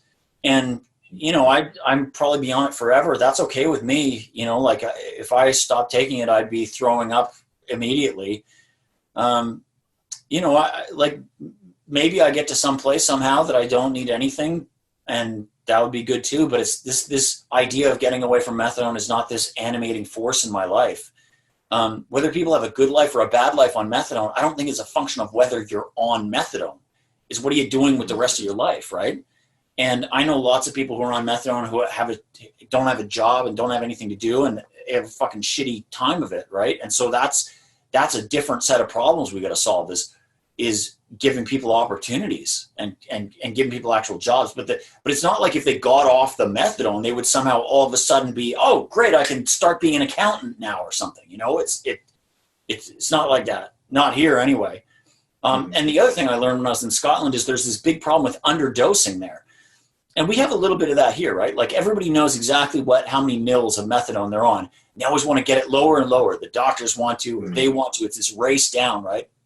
But to me, it's like, do I feel well? Do I not feel well? That's the measure of what's right. And so in Scotland, where it carries such a stigma as here, there's people who are not getting enough methadone. So you take your methadone in the morning, then you've got to go out and top up because you don't feel well. So you're getting underdosed, so the thing isn't even doing its job. You know, methadone has one job, is so you don't feel dope sick, so you're not rattling all day. And so if you can't get through, then that's no good. And methadone doesn't work for everybody, right? Like a part of me feeling well was not just the absence of rattling or the absence of dope sick, but it was that extra bump from heroin that made you feel like, oh, things are okay. You know, like things are all right. It's going to be okay. And that bump, you don't necessarily get that with methadone. That methadone just kind of gives you that flat line. You know, they bake it up that way. They mix it up that way. So you don't get that little, you know, some people would call it euphoria or feel a little high or feel something, but you're not supposed to feel much from it, you know. Sometimes, but so do you think that was important to me. Sorry?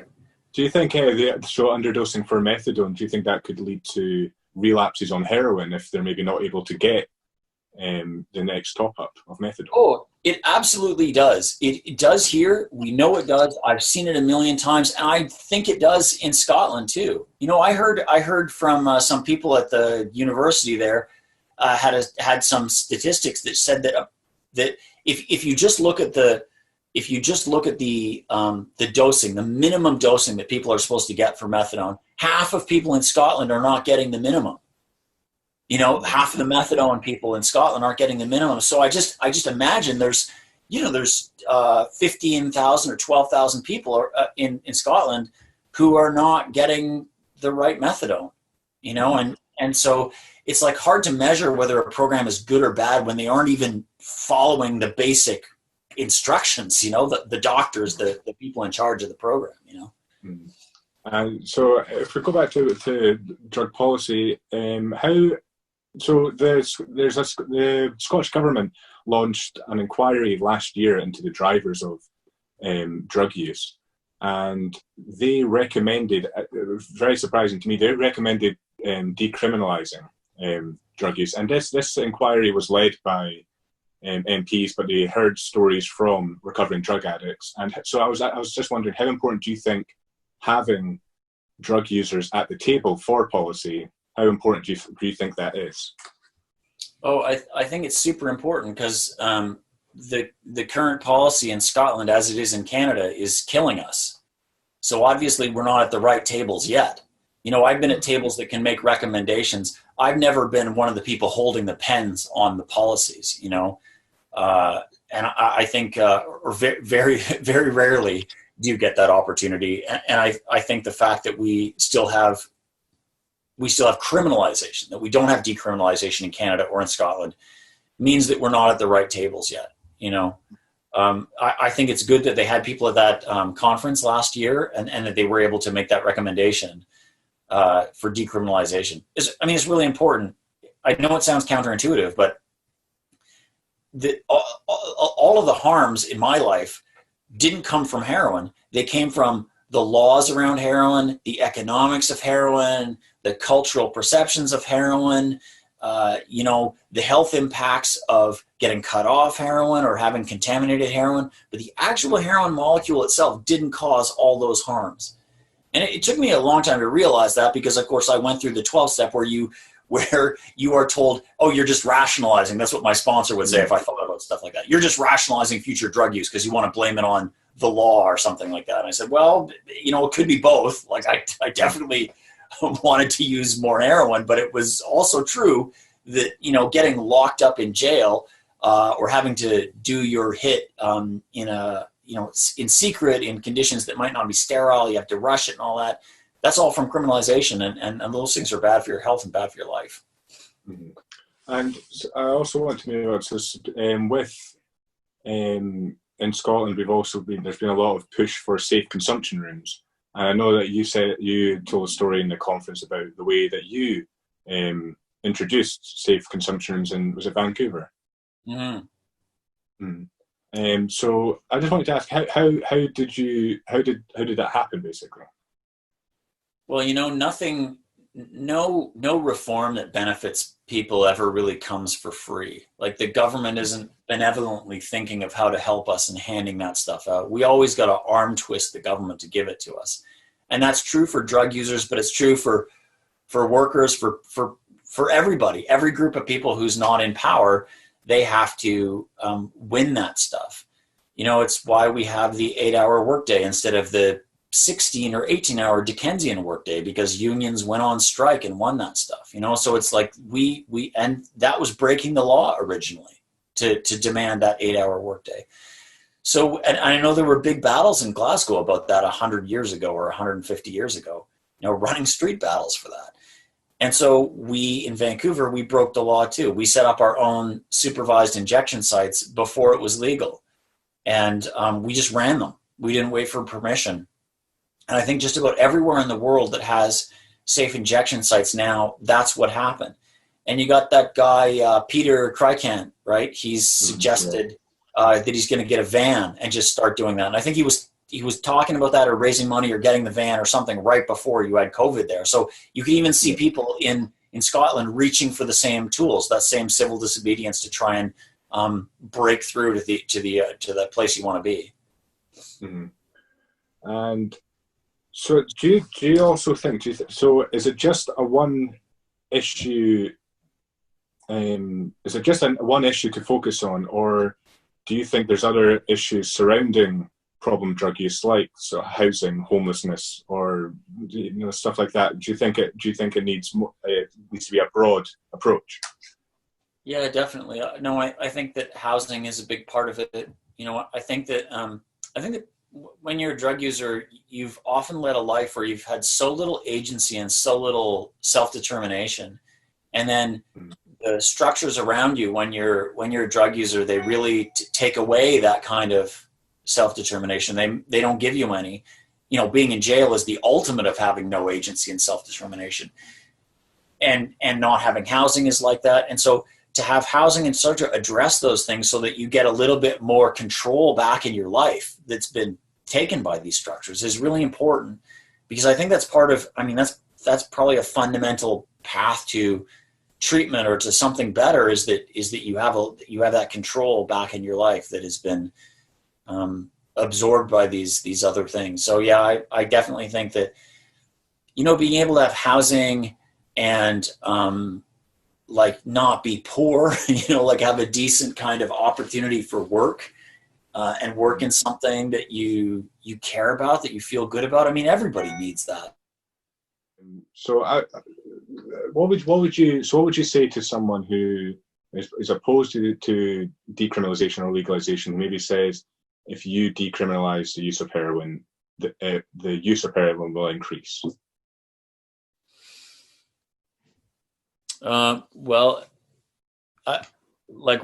Right now, I don't know how many people you have that are like counted statistically as drug users in Scotland. 50,000 or something like that. Mm-hmm. That number has been growing probably over the last 50 years. So criminalizing heroin has not been an effective way to stop people from being interested in it. Mm-hmm. So the person who's suggesting this has got to look at some other cause. They're saying, oh, if you stop criminalizing, more people will use. Well, the onus is on them to show that criminalization is preventing people from using. It's not. So it's filling the jails up with drug users. Mm-hmm. And what about there's other ideas? This is from me kind of researching arguments against decriminalization. Mm-hmm. So there's ideas that decriminalizing or legalizing drugs, making drugs you're able to buy them over the counter, will increase drug use amongst children, young people, stuff like that. Yeah, well, I guess you think about how alcohol is sold and consumed in Scotland, right? Or Canada.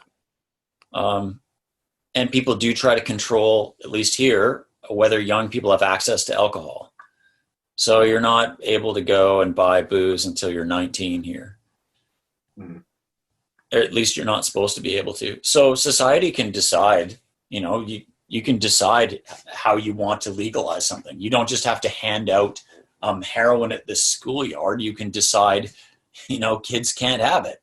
Or you could decide it's by prescription. Or you could decide that people have to build a little like co-op to get it, and they already have to be wired to it. So it's like you don't just need to have the door open or shut. Any city or country can decide the way in which they want to legalize or decriminalize. Like even alcohol in Canada has rules around how you sell it, right? So alcohol is not criminalized. Alcohol is legal and it's regulated, but you can't just get it anywhere. And you can't just get it anytime, and anyone can't just get it. So there's rules, and people are constantly debating on whether alcohol should be easier to get or harder to get. Or occasionally people have these kind of debates in legislatures and parliaments and stuff. So they could take the same thing to heroin. They could decide the harms from using heroin are less than alcohol or more than alcohol. I actually believe they're less. When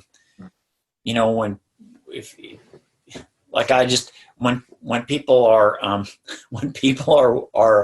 nodding out, they're not getting in as many fights as when they're drunk. I just haven't I haven't myself been nodding out and then jumped up and started beating on some fucker, because it's not how you do, you know. But you know, there's probably lots of research to back that up. So you could make the regulation fit with the potential harms and sort of try to mitigate what the society is thinking is going to happen. And then you could tune those regulations as you proceed into decriminalization, you know. I mean, here in Canada, pot's legal. It's now legal in some states in the US too. And everyone said the same thing. Oh my God, think of the children, think of the children. And they're just regulating how children can access it. The problem is, though, in the illegal market right now, children are accessing heroin and children were accessing pot. So it's not also that when it's illegal that it stops children from getting it. You know, I started using heroin before I could legally drink. And there have been times in my life where heroin was more affordable and accessible to me than alcohol. So, you know, it's like you don't have this world in which the criminalization is keeping heroin in the safe, small place. Heroin's everywhere. And I think there's way more people who are using hard drugs than maybe you might think. Like, you've got everybody watching this has got some uncle or some grandmother or, I don't know, some brother, sister, whatever maybe they are, but it's like it's out there, you know. Well, sorry, you're saying about it was easier to get heroin and alcohol. I was watching it was a documentary, and it was about a 16-year-old kid or something like that was saying it was easier for him to order a gram of coke than it was to order a pizza. And all these people who are saying, how are we going to stop kids from getting it if it's decriminalised? Well, you need to figure out how you're going to stop them now when it's illegal. Yeah. So I mean, if they want this criminalization to stop it, then you really have to build a police state. You have to seal the borders. You have to surveil everybody. You have to piss test everybody. And maybe you have to lock them up for, 50 years or something. And I just don't think that people in Scotland are going to tolerate a police state, just as people here don't want that either, you know? Yeah. I wanted to run something by. I don't mean for this to be too deep or philosophical, but it was something I've been thinking about for the last couple of weeks. It's the idea of free will, and how free will is perhaps an illusion where the thoughts we have and the actions we take, we don't actually have any control over them. It's all kind of societal factors, or who we meet, or our parents, or upbringing. And I was just wondering, if that was the case, do you think that's evidence that drug addiction can happen to anyone? So if I had the exact same experience as you growing up, and I had the exact same people around me, I would still end up that way. And if you had the experience I had, it would be vice versa. Yeah, I don't know. So I don't, like, for one thing, I'm not totally sure why some people get wired and some people don't. Like I went out with this girl when I lived in the UK, and she still lives there, and she could just do heroin and then not do it. And she never, through her whole life, never got a habit. But I could not do that, you know? And so maybe there's something about how we were brought up, or things happen different to her. I don't know for sure. But I think that maybe we have free will, but it's constrained. So I was talking about all these structures that constrain us from having some self-determination. And so I think there's this constant sort of war between those structures and the personal agency that we have. It's a tug of war. It's push-pull. It's structure and agency. And that conflict is what makes your life. And we are, as drug users, we're against some very, very strong structures. So with the criminal justice system, the structure is going to win almost every time. And, so when I've been in jail, my agency has been very constrained. I can't go anywhere. I can't do anything. But what I can do is I can decide to trade the chicken dinner that they're going to serve us on Thursday to somebody else. And sharing food around will mean there's all these huge dudes who are going to be mad if I get beat up and sent to the medical facility, and then they don't get their chicken dinner. You know what I'm saying? Like, that was my agency. I protect myself through sharing food or something like that. So it's like, even when those structures are down on you, you try and find these little moments of agency where you can punch through. But fundamentally, your question is like, would anybody in the same situation? I don't think it's that. Yeah, I don't think it's that. I don't think we're all just sailing on the fate's winds. You know, like I think we have something to say about it.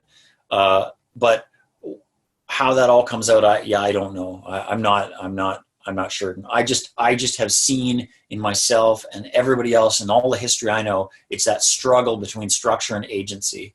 It's that dialectic. They're both happening. The structure affects your agency. Your agency changes the structure. It goes around and around in this circle, and that's probably human history, right? I think it was Marx that said that human beings make their own history, but not under circumstances that they would necessarily choose, or something like that. Yeah. And so speaking of that, I'm just wondering how hopeful are you for the future in this case? Are you hopeful, optimistic, cynical? How are you viewing the future?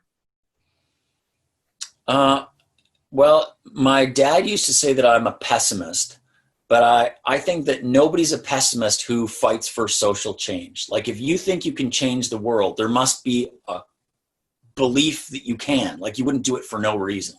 So the fact that I'm engaged in social movements and struggles to change things means that somewhere in me, I do believe it's possible. And I have seen it, and it is like ahistoric to think that nothing changes. So I do believe things change. It's just aggravating how fucking slow they change and how people will just let the bodies stack up and keep the same laws in place. And I know that all the drug user activists and the people I met in Glasgow when I was there, I know they're feeling that, you know, and I know that when you see a public health emergency like COVID come in, and you're already dealing with a public health emergency like drug deaths, and you see people in government are willing to change the whole world for COVID, but they weren't willing to change hardly nothing for the drug deaths. And there's still more of us that die from the drug deaths right now than COVID, at least in the drug user community. You gotta be a little frustrated at that, but you got to remember too that the changes that the government have made from COVID show that anything's possible, right? Like the way things are right now is not a natural state. It's not the end of history. It's just the decisions of a bunch of human beings who are in power. And those decisions can be changed and wiped out, and those people can become irrelevant, you know? What advice would you give someone who's struggling with addiction now? I know it's maybe a broad question. Like, find your people, you know? Like, find people that can be your comrades in this. It's a fucking struggle, right? Like, you got to try. I know we're all keeping social distance right now and stuff, but ultimately you got to try to not use alone, because that's where people die. Most people who die, drug deaths and overdoses and stuff, they die alone inside somewhere, you know? So get Narcan, get naloxone, you know, it's out there. Get naloxone, learn how to use it to protect you and your friends, and then train other people to do it. And by doing that, or fight for something better in your community, like a better methadone program or a safe injection site, a drug consumption room or something like that, because that fight itself gives you a little bit of that feeling of self-control or self-determination, like you're pushing back against these structures. And that's really good. You know, that's good for your soul. So yeah, that's what I would say. And yeah, just try and use safer. Like, you know, like it was important to me to find dealers who I could not exactly trust, but I knew, okay, this product is really consistent. These people, like I have a human relationship with this person. And I nurture that relationship because it was important to me. You know, I'm not going to tell people to go get on methadone or get off drugs or nothing, because like, you know what? I didn't want to hear that. Like, it wasn't helpful to me to have people scolding me about this shit.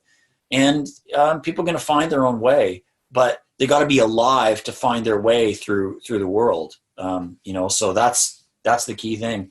And finding your people, you know, finding other drug users who are your comrades. That's really helpful. and then you don't feel so alone. What about advice for people who want to help those in need? We pretty much the same, or no? Those people are great. They can learn naloxone too. I think everybody in Scotland should learn naloxone. So if you have a friend that's a drug user and you're worried about them, just don't give them the lecture. We're already got that on repeat inside our head. That MP3 has been rolling for most of our lives, so we don't need to hear it. But also, like, just recognizing that it's not easy to just stop using it. It's not a question of will. If someone that has been on methadone for a long time, like shaming them to get off it or something like that is not helpful either. It's like there's people that I know who've gotten across the rainbow to this magical world of abstinence, and they love it there, and that's really great for them. And I have close friends who are in that situation, right? But I think they've come to realize through me and other people that it's just not possible. Everyone doesn't make it there. A lot of people don't make it there, and it's a very high standard to hold. So if the standard is abstinence, it's too high, and we're going to see a lot of people who just can't make it, and they just fall away, right? And so we've got to have a place for people who are using now or on methadone now, that less than abstinence place, without rejecting abstinence. Like, if that works for people, that is good. But it's a very difficult standard. And the fact that it is such a cherished standard in Scotland, as it has been here where I live too, it's like this almost, there's almost this, you can almost feel the church in there somewhere. And it's just like, I think we need to dethrone it a little bit, like that it can't be this thing that's above us all the time, looming as a specter. Like, I still have the little 12-step sponsor that lives in the back of my mind that tells me all of these great political thoughts I've been saying are just rationalizations or just excuses to use drugs or something like that. So it's very hard to undo some of those scripts. And but I'll tell you one last thing, because I have been trashing abstinence a little bit. It'll sound like is that the 12-step groups are great because it's all us. There's no other person in charge. It's all us. And so the idea of us as peers coming together to decide to do something is great, and to share experiences and to share something that we do together other than using drugs. So I found that a really positive aspect about it. I just think there's more, and we have to make room for the more than abstinence. Where can people follow you, follow updates of what you're doing, and listen to the podcast as well? Podcast, the website is crackdownpod.com, and it's also on Spotify, Stitcher, iTunes, all the places you get your podcasts. I'm on Twitter at Garth Mullins, and you can follow me there. I tweet about all kind of stuff, and and please subscribe to the podcast. We have a Patreon too, if you're feeling that you really like what you hear. That's Crackdown Pod at Patreon. Perfect. Well, thank you very much for taking the time. It means a lot. And the reason actually I emailed you is I read something. It was a university lecturer who challenged his students to, if they wanted to speak to someone, they should go to like the highest person they think will be, what's the word I'm trying to look for? The person they maybe don't, the person who you're aiming higher than you would usually to try and answer questions. And that was basically why I thought you would be the best person for this. So it was a great privilege to have you on. I'm really flattered. Yeah, I mean, we have a lot of unanswered emails where we ask like prime ministers and stuff for interviews, Yeah, thanks. I mean, what I noticed when I was in Glasgow, and I guess I was in Leith for a little while I was there, but I wasn't in Edinburgh so much, except the train station. I really noticed how many people there are that want to fix things, and have really good ideas about what to do and are ready to do it and have lived the life. And it's like all they need is to be like given the same platform or be in the same room or find each other and then decide to take the next step, you know? And I think it's like that for a lot of people here in Canada too. But the more platforms like what you're doing that are there, it helps people find each other. Like this is an unanticipated consequence of the Crackdown podcast, is that we kind of made this little network, this little community, or it's actually quite big, constituency of people in Canada, North America, around the world. And, that's a really good thing. So I applaud you for doing this. And it's a lot of work. And the last thing I would say is it can be incredibly sad because you end up losing people that you are close to. And you also end up, if you've lived this life, you end up reflecting on things that you had intentionally forgotten. Like since I started doing this podcast, I've just remembered all kind of chapters of my life that I had clearly at the time slammed the door on the second they were over. So that's a piece of emotional work too. Well, thank you very much for taking the time. And next time you're in Scotland, you'll need to let me know and we'll catch up. I'll pay back about a pint or something like that. Cheers. Yeah, that would be great. That would be great. I would like to come back there. In fact, I was trying to angle to get there for a conference that was supposed to happen, I don't know, in a couple of months from now, but I think that it won't actually happen in real life, so it's going to be a while. I'd love that. Thanks. Yeah. Take care. Yeah. Good luck with the project. My last guest is a drop-in services coordinator at Crew 2000. Previously, she spent 7 years as a young person support worker and trainer on gender-based violence issues for black ethnic minority children and young people. Prior to that, she worked as a community development worker in central Scotland. So here's my conversation with Lisa Rigby. Thank you very much for joining me. I realise it's probably quite precious time right now with the sun. It's been like this all week, and whenever I've got to work, it's going to be beautiful outside. So how are you coping with COVID? Are you managing okay? I'm doing okay, yeah. Interesting juggling, working almost full time. I've gone down a little bit in my hours, a bit of flexible working, which I think may be likely to continue given the recommendations coming out with the phases and the roadmap. But and I also have a wee one as well at home, so that's been fun. Trying to homeschool and kind of try and share that with my partner, and he's also trying to work as well. So yeah, it's interesting, but yeah, I've got a lot to be thankful for. Right. And how do you think, you mentioned the government there, how do you think the government are handling it? What does the Scottish government start with? Sure. I mean, in terms of what's coming out from the Scottish government, personally, I wouldn't want to be in their shoes, of course. I think I get the impression that the information that they're trying to give us is as clear as they can make it.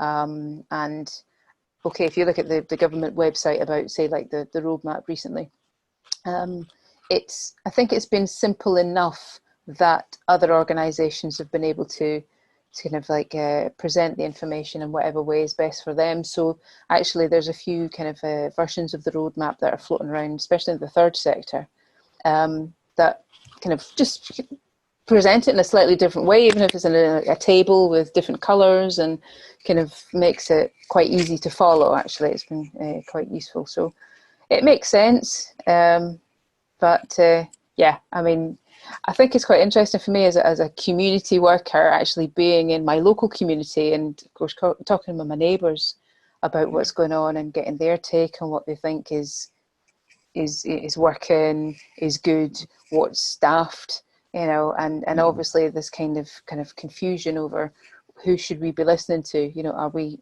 are we listening to Nicola Sturgeon? Are we listening to Boris Johnson? Are both kind of like concurrently the law or guidance? Or it's a bit confusing. Who would you rather listen to? Oh, I think Nicola Sturgeon. But I'm not a party political person at all, actually. But I think she makes clearer sense. It's focused on what's happening here as well above the border, and that to me makes sense too, because it's got to follow as much evidence as they can try and get hold of. So I think what has been suggested for Scotland is certainly what I'm kind of focusing on. And I know there's a lot of people in the third sector who are maybe glad that we are getting a bit more, at least a bit more space to kind of plan and work together as much as possible, without a kind of punitive approach to how the whole thing is policed. Because I also get the feeling that, you know, people are going to do what they're going to do, and we are being kind of afforded an amount of trust in what we've been told recently above the border, that, you know, it's not going to be heavily policed. It's kind of over to you. I kind of appreciate that. I know not everybody does, but I think it also kind of makes sure that people who are, you know, they're not able to, for whatever reason, adhere to the guidance, that they're not being fined, for example, and, you know, kind of, given lots of debt because of stuff that's outside of their control. Well, I think the thing is that I can completely understand how people might not quite get the rules or not quite understand them, because some of them are fairly vague and a bit confusing, and also like not a lot. There's a lot of people who just don't watch the news. Yeah. And they won't watch the briefings every day, and that's fair enough. So I don't get how you can impose fines on something that's so new. Yes. It's only been out like a couple of months, so yeah. I can understand why people might get upset, but I can also understand why. I think that's a really good point that you just made about the fact that, like, how people get the news as well. Yeah. Has been another element to this whole situation that is unique. You know, you can look to previous pandemics or whatever, but nothing was in this technological age where our media, our sources of information are just so radically different. And they're usually, if it's like through your phone, it's the same portal with which you pick up all sorts of random theories, and some of them fairly way out there. Some of them might be kind of, you know, fairly on the nail, but they can all be really distracting. Yeah. So how's COVID-19 affected people who use drugs? Well, in lots of different ways, I suppose. The organisation I work for, Crew, we, I suppose, are kind of like in one part of a wide network of people who are connected to communities of people who use drugs, who, you know, I suppose how we can understand what's going on for different people as well. So people who are using different types of drugs in different types of settings, who have got other challenges, like physically with the safety, if they have a home to stay in or safe accommodation, mental health issues, all sorts of other things. So from what I understand, because of where I work and our connected kind of networks, if you like, I suppose we understand that people are being affected in how they're able to source their drugs, how often they've been using drugs. This is more often people who have used drugs before, seems to be kind of a common theme, but certainly for a lot, and that's a lot of people. And certainly a lot of people are, their use has changed. How often they're using has changed. How much they're using when they are taking anything has changed. As I say, the availability, maybe the quantity and the quality of what they're accessing has changed as well. I mean, because a lot of people who we've chatted to who we know who might source illicit drugs, particularly, a lot of that is face-to-face interactions. So obviously that's all getting impacted because of, two things actually, I suppose, because of fears of spreading coronavirus between people, but also because there's less people out in the streets. There's another worry for dealers of being caught, because I suppose you're that much more exposed. So yeah, it's interesting. And so how's your day changed? What did your day look like before, and now how's it changed during lockdown? Well, massively. The part of the service that I work in is a public-facing service. We run a drop-in service every afternoon, so we would have literally, well, at this time, especially with this weather, the door would be open, and we would have people coming into a city central space to chat with us, or we could hang out in the street and chat with people. If people would be coming in to chat about their use of drugs, if they haven't taken something, taking something, their concerns, or planning to, just want to get some information, bloodborne virus testing, and that was done through dry blood spot testing, so like a finger prick. But it was something that we've kind of started relatively recently, I suppose, but that's kind of been becoming more steady, I suppose, as people are kind of like, spreading the word about our service, which is free, is very informal. Pregnancy testing also.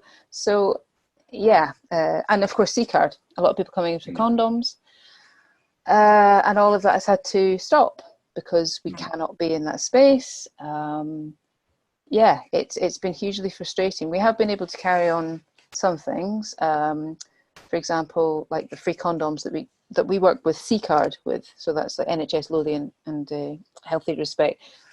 We, with their endorsement, have been giving out bags of sealed trays of condoms, and generally we've been taking them to homeless hostels and to places where, we know that money is going to be an issue for accessing condoms, that access to online services is very difficult. But people may still need to get hold of safer sex items, so we're just making sure that we can provide it in a safer way. It's all wiped down and everything first, so we've been able to do that.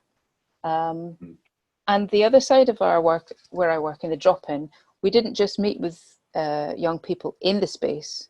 We would go out to different youth agencies and often work in partnership with I don't know if I should kind of be naming people, but certainly we'd be working with certain schools and, as I say, kind of like youth support agencies, often with vulnerable young people, to just look at life skills, but specifically around drugs harm reduction, sexual health, mental health, and centrally set and setting. So kind of like just a basic, simple tool to look at kind of risk assessing where you are in relation to what you do.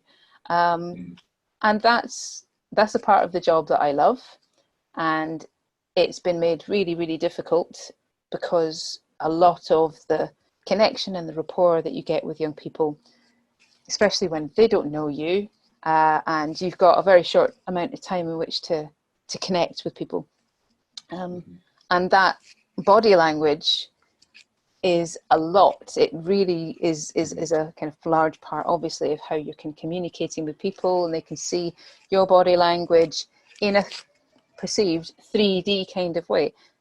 I have been carrying on some of that work with some of the groups that we've established, and it's been challenging. It's been really, obviously very different. We're all on screens like this, so you can only see this amount of a person. You can't. That kind of, perception of being in a room with somebody and that kind of silent body language conversation that's going on, you lose a good amount of that.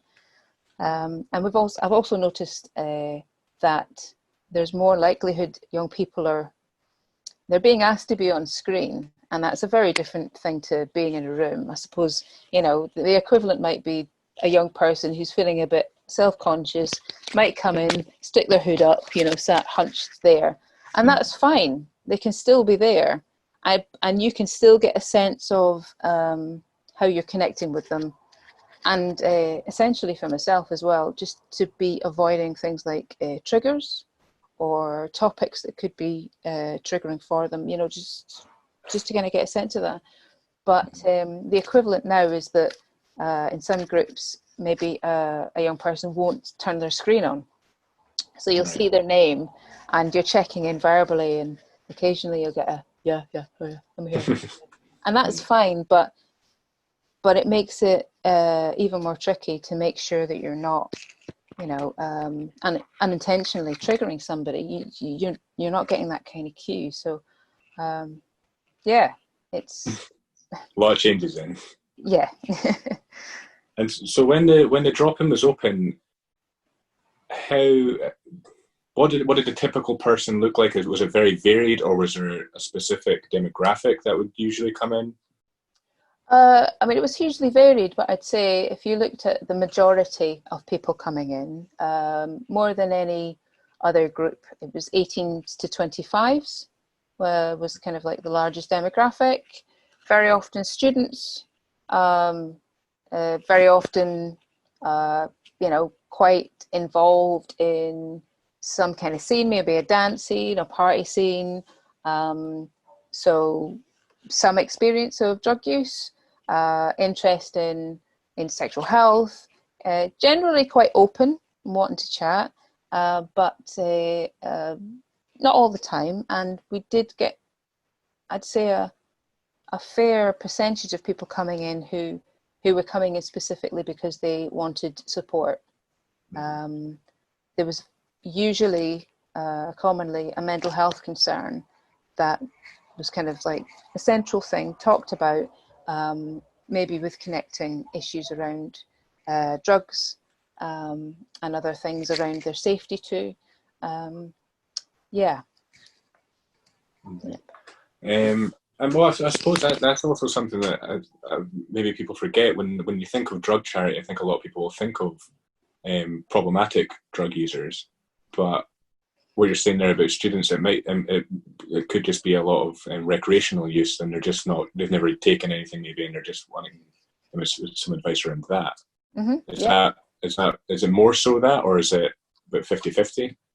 I think it's changed actually for a while. I think we maybe see more people towards the problematic kind of areas of conversation now, as there's more and more information available online. So I'd say there's maybe a not insignificant part of the demographic that might make up the majority of people coming into the drop-in who are very tech savvy. They're very, it's easy to pick up a phone or a tablet or a laptop and just get the information that they're looking for directly, including from ourselves as well, obviously, because we've got a website and we do lots of stuff on social media, and through ourselves, or just might know of these other places anyway. There's like the Loop, there's Drugs and Me, there's quite a lot of really concise, I think, drugs harm reduction websites. So there's maybe in some ways less of a need maybe for that person, that typical person, if you like, to physically walk in the door. We might see them more often for the condoms, because if they know they can get them for free. I'd say there's probably more people who are, they'll use the opportunity that they're in town on a work from break, or they've finished the lectures or whatever, and they're meeting somebody. They'll just pop into the drop-in en route to somewhere else and pick up the supplies and go. So bearing that in mind, I think over the last few years we've seen more people coming in through the doors, probably after walking up and down Coburn Street a number of times, looking in the windows, thinking about that chat that they actually want to have, or that question that they want to ask, and just one day thinking, I was going to swear there, but I don't know if I should swear. You can say, I could sense. I knew exactly what you were going to say. The last two interviews I've had, they have sworn a lot, and I've just kind of made my peace with it. So, yeah, sorry. Fuck it. I'm going to go in. So, and obviously that aspect is another thing that's been impacted by COVID as well. That I think people are kind of like, they're online all the time, but I don't know about you, but I'm online most of the time now. And I suppose when I want to think about how I'm feeling, like how I'm really feeling, or if I'm having a bit of a down moment, one of my wants is to put down my phone or get away from the screen, and either have some time to myself or connect with another person. And I'm lucky that I've got people that I live with, one who I can talk to about stuff, enormously lucky. And for people who don't have that at the moment, that's what we could provide before. You know, we could be impartial. We weren't your flatmate, we weren't your partner, we weren't a family member, but we were physically there. You could come in, have a cup of tea, and we could just have a relaxed talk about whatever you want to. And we had more people coming in for that reason over the last few years, building up more so than others, really. Yeah, and that's really the bit that we can't provide at the moment. At the moment, obviously, we're looking at trying to get back, but it's tricky. Mm-hmm.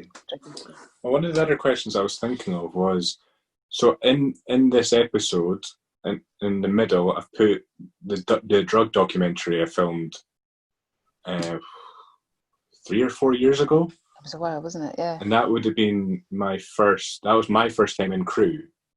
And obviously I interviewed you. And I was curious, since then, have you seen any big changes in maybe drug use trends? Is there anything that people maybe should know about now just to give it safer? Sure. Certainly. I'd say probably one of the biggest changes, if not the biggest change, has been the use of cocaine. Over the last 3 or 4 years, there has been almost an exponential increase in the number of people coming into crew, accessing our counselling services specifically around cocaine. And that's been kind of documented not just at crew, but I think because crew focuses on stimulant drugs, cannabis, other recreational drugs outside of opiates and benzos as well, maybe more so than some other established services across the cities of Scotland. It's certainly been very, very visible to ourselves, and we've had quite a lot of referrals. So I've talked to a lot of people over the years in the drop-in as well, and younger people too. I'd say that the kind of, I don't know, you don't wish to kind of like create an image of somebody who, you know, X, Y, and Z, but I would have said 4 or 5 years ago, somebody talking about cocaine, I might maybe expect them to, in a problematic use kind of way, I would expect to be a bit older, maybe 30s over. That's not changed massively, but certainly I think maybe the younger end of that, you're looking at, we're talking to people in the late teens who have been talking about problematic use to the point where they're starting to get physical damage to the septum. Yeah, kind of things that I wasn't fully expecting to hear at this point. So yeah, that's been one of the biggest changes. And sadly, it has kind of made itself very present on the drug-related deaths stats that came out. The most recent ones, where you had almost 1,200 people dying after being killed by drugs. Yeah, cocaine. I suppose the increase is something like, I don't know, hundreds of percent. It's like 200, 300, 400% greater than they had been previously. Obviously, there's a lot of polydrug use involved there, but cocaine is very much more present. Right. And crew specifically, what's the main purpose of crew? Well, our raison d'etre, I suppose, overall is to reduce the amount of drug-related harms, and we largely try to do that through education, through open sharing of information, to try and reduce stigma about talking about drugs, and realising a lot of people do take drugs who do not have problematic use issues, and just kind of like opening that out, I suppose, broadening, I suppose, maybe what recovery means, because I know for a lot of people, recovery is about, you know, I suppose maybe moving away from drug use, looking at different types of lifestyles, different things that they can take on in their, you know, for well-being. But yeah, I think because we see maybe a kind of slightly younger contingent than other services that deal with people that are, I think, at a much kind of sharper end of things generally. Yeah, I think things like mental health, we talk a lot about mental health with young people, kind of stress, but people who are still actively involved in going out and partying, clubbing, or, you know, who are using drugs for many, many different reasons. So, yeah, I think education. For some people talking about prevention, I wouldn't say that prevention is a large label that we have. It's certainly useful to talk about in terms of reducing risk, because it does reduce risk. But that is something I think would be a useful byproduct by us putting education out there and somebody making their own decision that actually I'm going to do something different, that, you know, and it's fully their choice. Then obviously that's reducing risks. But yeah, hopefully that's answered your question. Yeah, no, it has. And you mentioned the horrible amount of deaths in Scotland. So what do you think needs to change?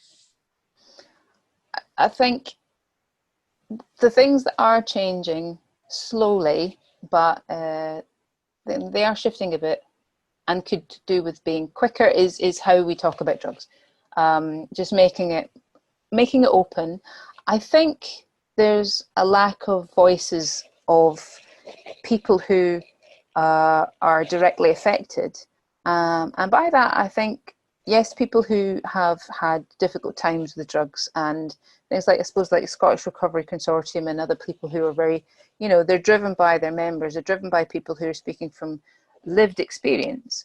But I think also having voices of people with living experience, and all sorts of voices, so people who can inform policy, who they're not just, you know, poster people for one particular type of message. It's actually listening to people with all sorts of different experiences when it comes to drugs, legal, illicit, whatever. People who may not have any particular issues with their drug use, but still have expertise about it and should be able to talk about it without being stigmatized, but should be listened to and fully considered. I think there needs to be maybe a wider type of person there, more voices included.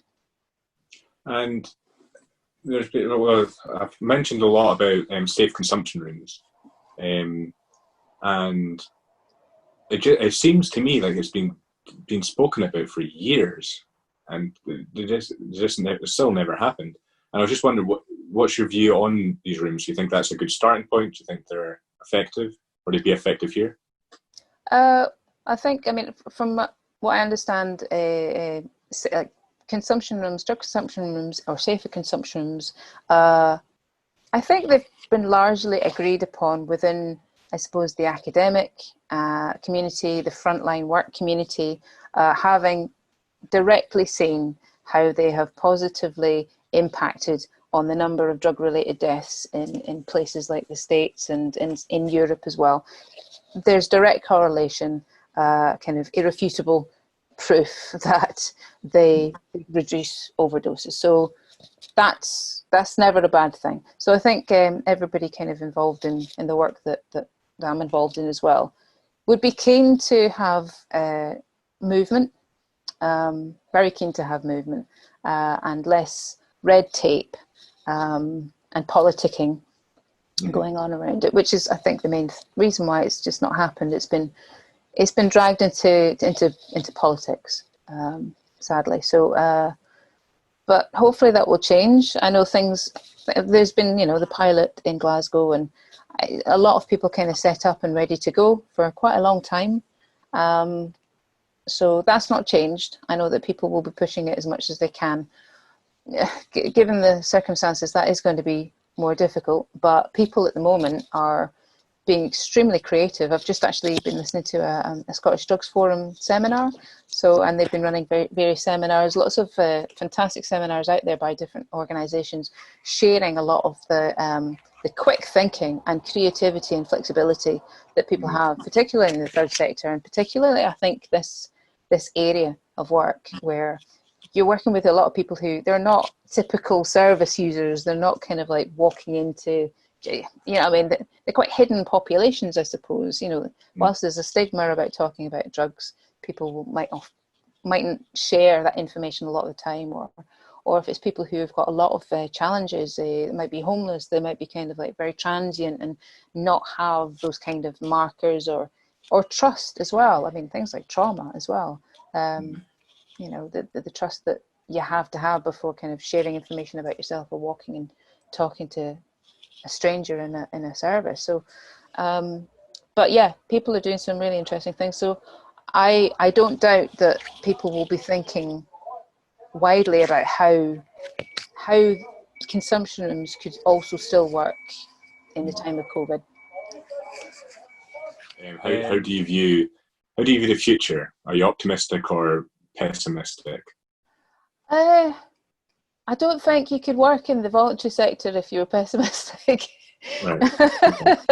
I mean, obviously, you know, proceed with caution, and you can become a little skeptical, or even sometimes a bit cynical. I try not to be cynical. It'd be easy to fall into that pattern, but there are a lot of people doing some excellent work, and there are grassroots things that, you know, kind of like campaigns, information sites, that things like, I suppose, kind of information revolution in some ways is being enabled. I mean, they're not without their fights as well. For example, I mean, there's a thing called the Trip Report that actually one of our volunteers puts together every week, and it's fab. It's just having a look at different things being tested across the country, across Europe, and looking at the more unusual kind of testing results.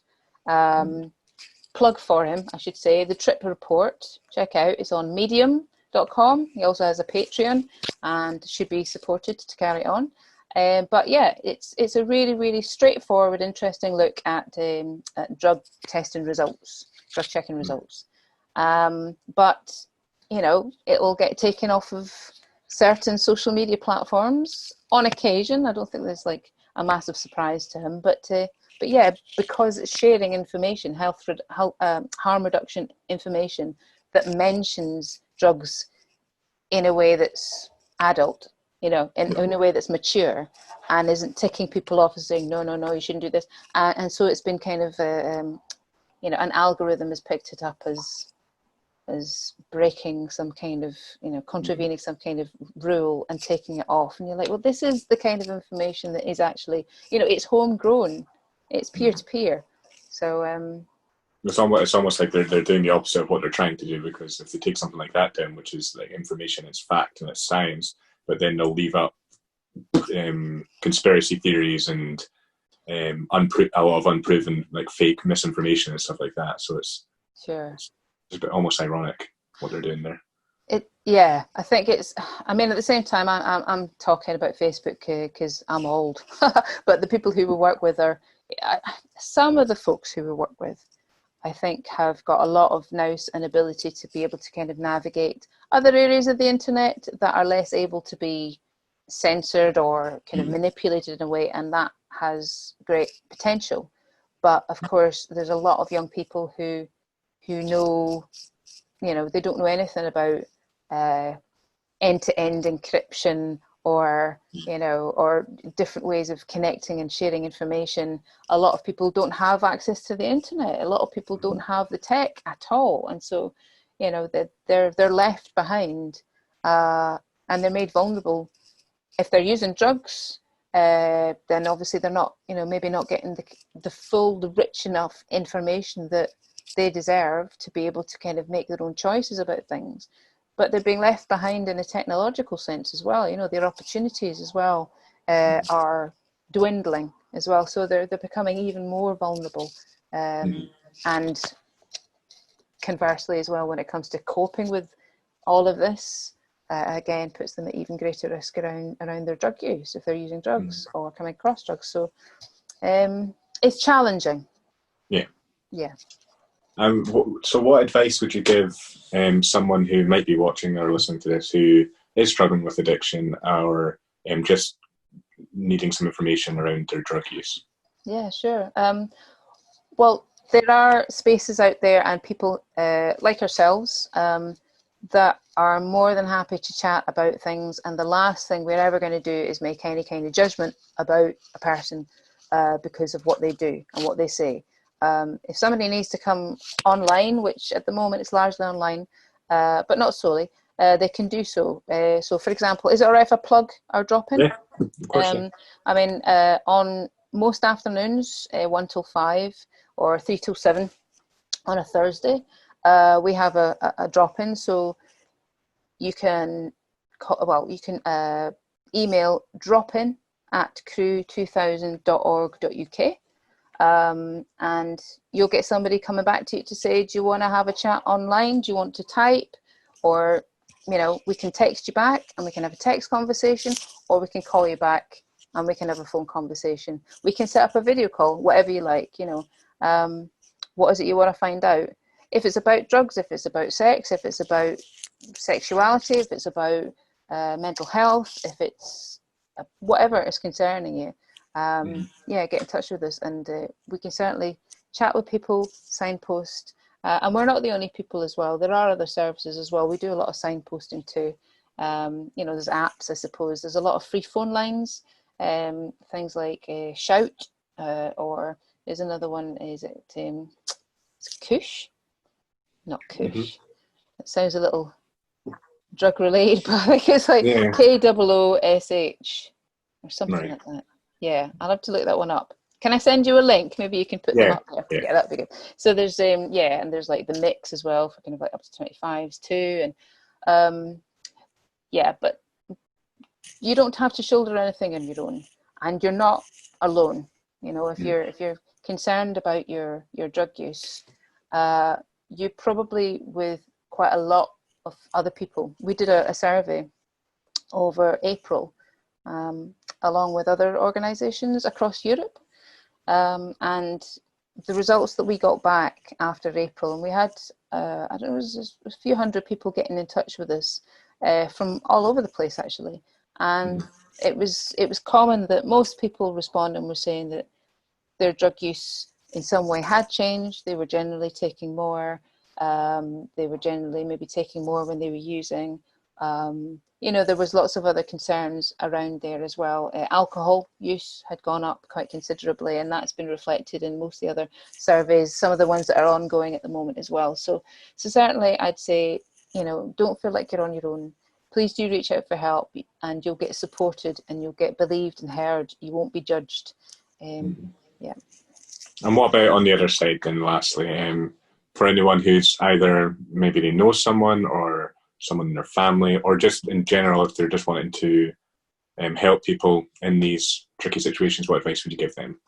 Sure. Well, for themselves, if they want to have some support as well, that's what Crew and a lot of the other organisations are there for too. It's for anybody who's got any concerns, if it's for somebody else and wants to support. I think being kind to ourselves and each other as much as we can at any time, but especially now, is important. I think it can be frightening for people to be worried about somebody whose use of drugs feels problematic or is very evidently problematic. And I'd say that this is the same as anything. I mean, if you treat it like any kind of like health issue, or a concern that you've got for your friend or a loved one, to say, look, if you ever want to talk about it, maybe there's been harsh words in the past, and I know people can feel, that maybe they've said things out of worry or anger in the past or frustration. If they are able to say, look, I'm going to put that away, if you just want to talk, I'll not say anything, just talk, tell me how you're feeling, and, just leave it at that. It's difficult for people wanting to say, but please change, and I can see if you're hurting yourself or whatever, but I think the act in allowing somebody just to talk, if they are able to talk, is an essential first step. So somebody feels like they're being heard, and maybe it's something that you can do more than often, maybe like once a week or something, and get into the habit of that. Because I think that for a lot of people, it's that reconnection that can make them feel like their self-worth is back a little bit, you know, that they can reconnect to somebody, that somebody is actually listening to them with no judgment. I think that it's not always the key to everything. Obviously things are very complex, but I think it's a useful first step. And well, that'd be a nice place to finish. So thank you very much for your time. You're welcome. Hopefully the next time we see each other be in person during a shift or something like that. That'd be nice, yeah. Now, I did contact various people who are opposed to more lenient approaches to drug policy, such as past government officials and the Home Office. The Home Office actually seemed keen for an interview, however, after telling them my modest viewing figures, they suddenly didn't have the time.